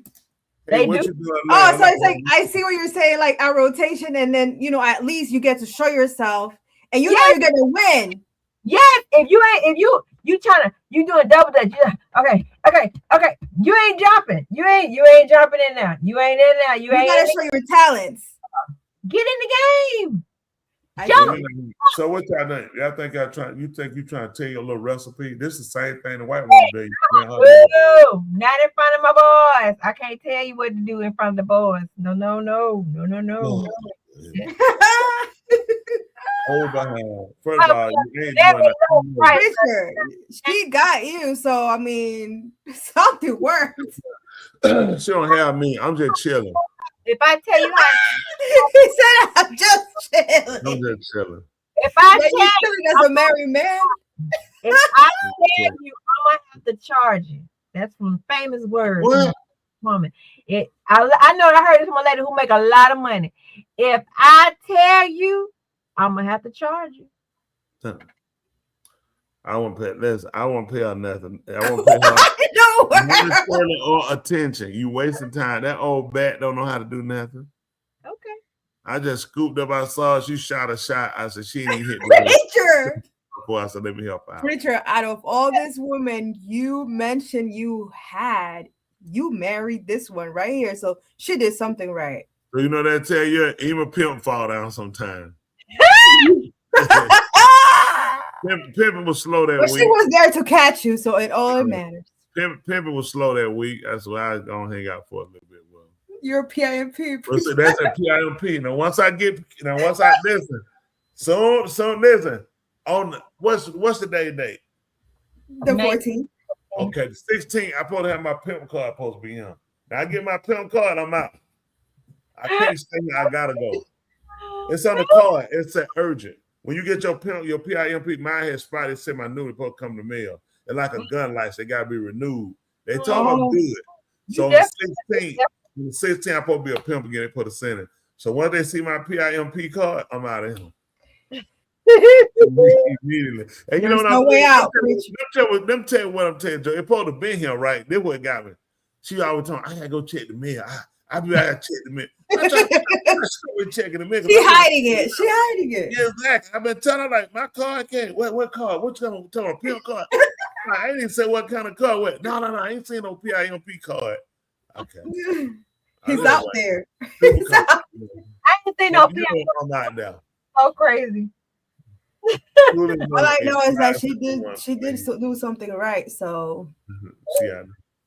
All right. I'm out there. guys, you single ladies, listen up. You want private lessons? Hit us on the side. Just I'll let you know how much he's charging. Yeah. Yeah. Sick. That was my Martha. goodness. Martha Bus. What? That was a MARTA pass. That's a bus line. Oh You never rode the MARTA bus. no. So that's it. Yeah. You're in Atlanta, you gotta ride the train. I know I actually was saying that I would love to ride the train. I've never did. Our train cleaner than the Chicago. It's cleaner than Jersey. So you ain't gonna have what you don't gonna expect what you have in Jersey now. Yeah. Now Jersey's clean. New York is dirty. Yeah. But You know what we should do? We should ride the train to the airport, catch a flight, go eat somewhere, come back. Yes. Back and come home. Yeah. It'll never happen. I don't got no model blow with them folk. I don't remember them people. I'm not finna send no train to them weirdos. Tony, you're the weirdo. That you know, some people that just don't have the transportation. Jersey is not dirty. Jersey is not dirty. Now New York is disgustingly dirty. And Jersey not. Because New York got 100 people ride a ride. New York is dirty everywhere. It's hard to find a clean place. Jersey is hard to find a dirty place versus the clean. Even Newark, even Patterson is not as dirty as New York, and they're bad places. I rode a train in Washington. You can see the rats though when you walk. You can see the rats down on the street. In Philadelphia, yes. Philly, yeah. Philly down to Midtown, bad. You see like crackheads like everywhere. Yes, they got a whole park. Yes. They're walking like crooked everywhere. Yes, holes that they go. It's holes everywhere. That's why they're walking crooked. Yeah. That they go Yeah. in and kind of. Philly is nasty. Philly is nasty. Yeah. Yeah, I can believe that. Everybody nasty now. Everybody that people don't care. But I mean, they flood them out. They purposely wreck the city now. Yeah. So they can drop. That's what you do when you want to drop the prices. Then you come back and do regentrification, get all the homeless people out, make it unaffordable. You make it where white people paradise. White people tired of these long rides. So one way to value a place is by putting crack and drugs in there. So they get the price down because they look at the market cap on the market price. Like Buckhead, it don't drop. No. Plus, now they having to create these places. People already bought up Buckhead. It's nothing for sale. If you do, it's so expensive, you got to wait. Like Manhattan. Pretty much people going to own in Manhattan already bought. If you're going to walk about something in Manhattan, you get ready to drop down 1.5. Easy. Yeah. They live in Manhattan. You know what I'm saying? That's how they made it. So now you want to get it down. All you do is start getting drugs out there, let it get infested, letting homeless and people move out. Then you can start looking at the value price drop. So you can walk in and buy cheap. Then you come in and clean it up, run them out like Trump did with Washington, haul, get all on them, put them, and get them out of there. Lock them up. So now you can take the prices up. Yep, that's what they did that with the town I grew up in. It was very cheap. Now it's one of the most expensive places in New York because it's right in front of the Hudson River. But it was cheap back then. They took everyone out, and now it's like doctors living there, super expensive. Everything has changed. Manhattan is one of the nastiest places I've ever been to. Me too. I went there once. It was dirty. New York is dirty. But I was on Long Island. What's that? Railroad. No, Long Island some parts are clean, but some parts are dirty. Oh, that's a railroad. Man, I thought that said RALL. Oh, man, my glass. I'm not getting the same height as that. Okay. That's what you said here. Once, aren't you from New York? Okay. So you asked once you from New York. You stayed in New York before, or you just go there and visit? No, I just visit. I have family in New York, but I never lived in New York, thankfully. That was crazy. Every time I went there, I cried. It was just nasty. You see animals hanging, even in Chinatown. It was just disgusting. Animals hanging? Yeah, when Chinatown, you will see ducks hanging. You will see chickens hanging. It was disgusting. You will see people rats. People go there to get them Chinese food when they want their authentic Chinese food. Yeah, my mom, and like I will cry. I'm not even exaggerating. I will cry. I knew that was poison food. Right, yeah. I hated New York. Always did. Well, that's something that I know our time being now. We got to get ready to go. I know they're getting old, on getting tired. We appreciate y'all so much. Hanging in here with us, making it do what it do. This show is definitely for you. And we appreciate you for being here. You know, love Dr. of course, he had to go and do what he always do. Release his face. His bio, same thing. So, yeah, both of them need to be flushed, but he had to go and get rid of it. But we all know we always appreciate you guys for sharing this time with us. Open up your hearts, your hearing, your computers, your phones, whatever it is you do that allow us to come in. We appreciate you. We encourage you always to please hit that share, like, subscribe. Don't be afraid of the cash out. Hit the cash out. Put it up. That's like I said to me. But we definitely appreciate y'all guys. You know, we're going to tell you. If anybody asks you, do you mind? You tell them you always mind. Every Thursday night right here on Two Mics and My Mind. And don't forget, if nobody else told you, hey, we love you. And our language is called La Habra. Tulin, Resident Joe, Doodoo Doctor, take us home. I say, yeah. All right, here we go. We got to come up with a saying. Resident Joe said this. I came up with what I tell you. So if you're looking for a high value man, you need to be a high-powered plan. Ooh. Y'all got it? If you're looking for a high-value man, you need to be a high-powered plan. That's from a woman. Yeah, you gotta be something to make him look at, hey, you worth getting because I got something going. Make sense? Yeah. So you need to be the plan. You need to be able to fit inside of a scheme. So you need to be a high-powered plan. You're looking for a high-value man. So what y'all got? She thinking. I'm in trouble now. I'm in trouble. That was hard, preacher. She thinking. What you thinking? You ain't got to follow me. Just tell her what you got. Just say, hey. Real character is shown in the willingness to reflect, learn, and improve. Did you get that out some Cool Man chewing on? No, sir. I wrote it down 5 minutes ago. What? Then she sitting here thinking like she. Are you serious? You wrote that down. You felt like, oh man, this is it right here. Because you were saying about how you were talking about character and how the Love Doctor was judging. So I said, willingness to reflect, learn, and improve. Scary. All right. Scary. What you got? People ain't gonna like it. It's probably not good, but I'm saying anyway. You know we ain't gonna like it. Go ahead and try it.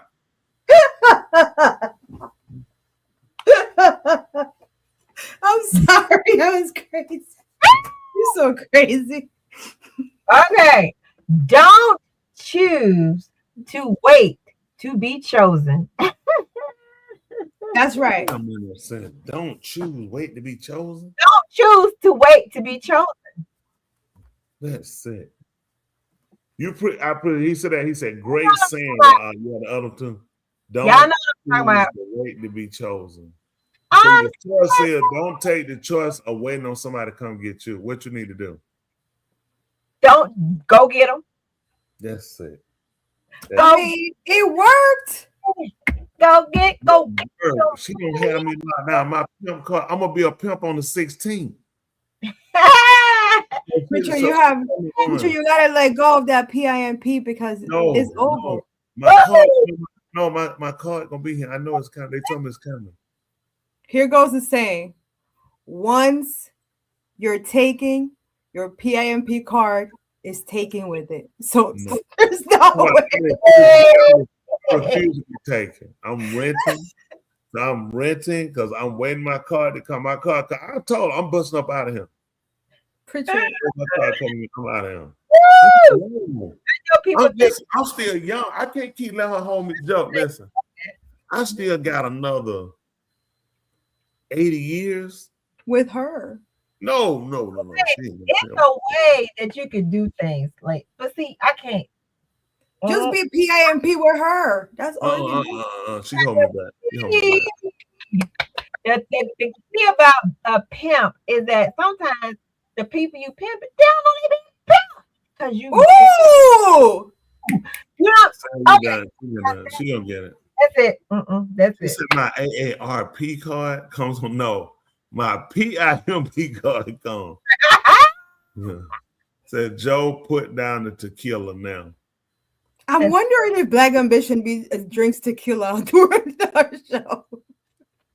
He loves tequila. Put a little doctor. Black Ambition. I can't. Oh, it just be. What it do to you? Everyone on the show can truly see that Raw is PIM. Thank you so much. He's just trying to get a little extra piece of chicken when he comes, preacher. Don't let him convince you. No souffle. I'm telling you. Don't worry about it. I'm gonna get you some. I'll get you some. Don't pay them no attention. Get it. Hey, go get it. Rest of CPIMP. They CPIMP.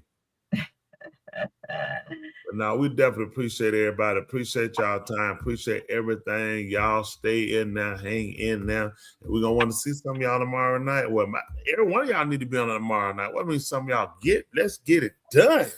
Yes, sir. Isn't that right? Come on, Tula. Let's get ready to take them out. All right, y'all. Stowball. Become the kind of person you're looking for is looking for. That's good. I'm trying to think. Somebody look at, okay, I know. Gigolo tone in. Looking for Gigolo. Pimp. I got it. I got it. That's who I be. Think about it. That's who I be. Think about it, preacher. You were a PIMP, so she had to become a PIMP in order to get you. This is what she tried. She's talking in codes. Not in but the I league. hear her. I'm out there. Listen. Well, yeah, I'm out. Here I come. PIMP. I gotta be Gigolo Tony. Here I come. I'm a pimpress. A pimpress. If you a pimp, you need a pimp. Your whole behind. Pimpress. Pampers. Ooh, she playing chestnut checkers. Ooh. Oh, here we go. Damn, you ripping up an old woman that can't do nothing. You ripping up an old woman that can't do nothing. The woman got to get on a scheduled day for relations. You know the woman. I don't believe my friend does that. It's not. I'm trying to You say. listen, you PIMP, that's every day. She knows. I can't stop it. That's why they send the car. They're like, this car say unstoppable. You the one. You the man. You the one. Well, sick. Well, listen, appreciate y'all so much. Let to see y'all later. Nice.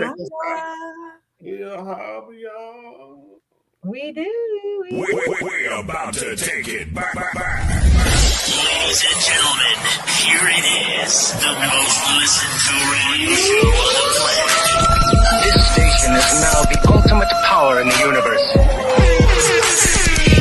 Tony and Lee on the radio. Dr. Joe's therapy on the radio. The love got me going live on the radio. 2 mics and a mind on the radio. Radio, turned up on the radio.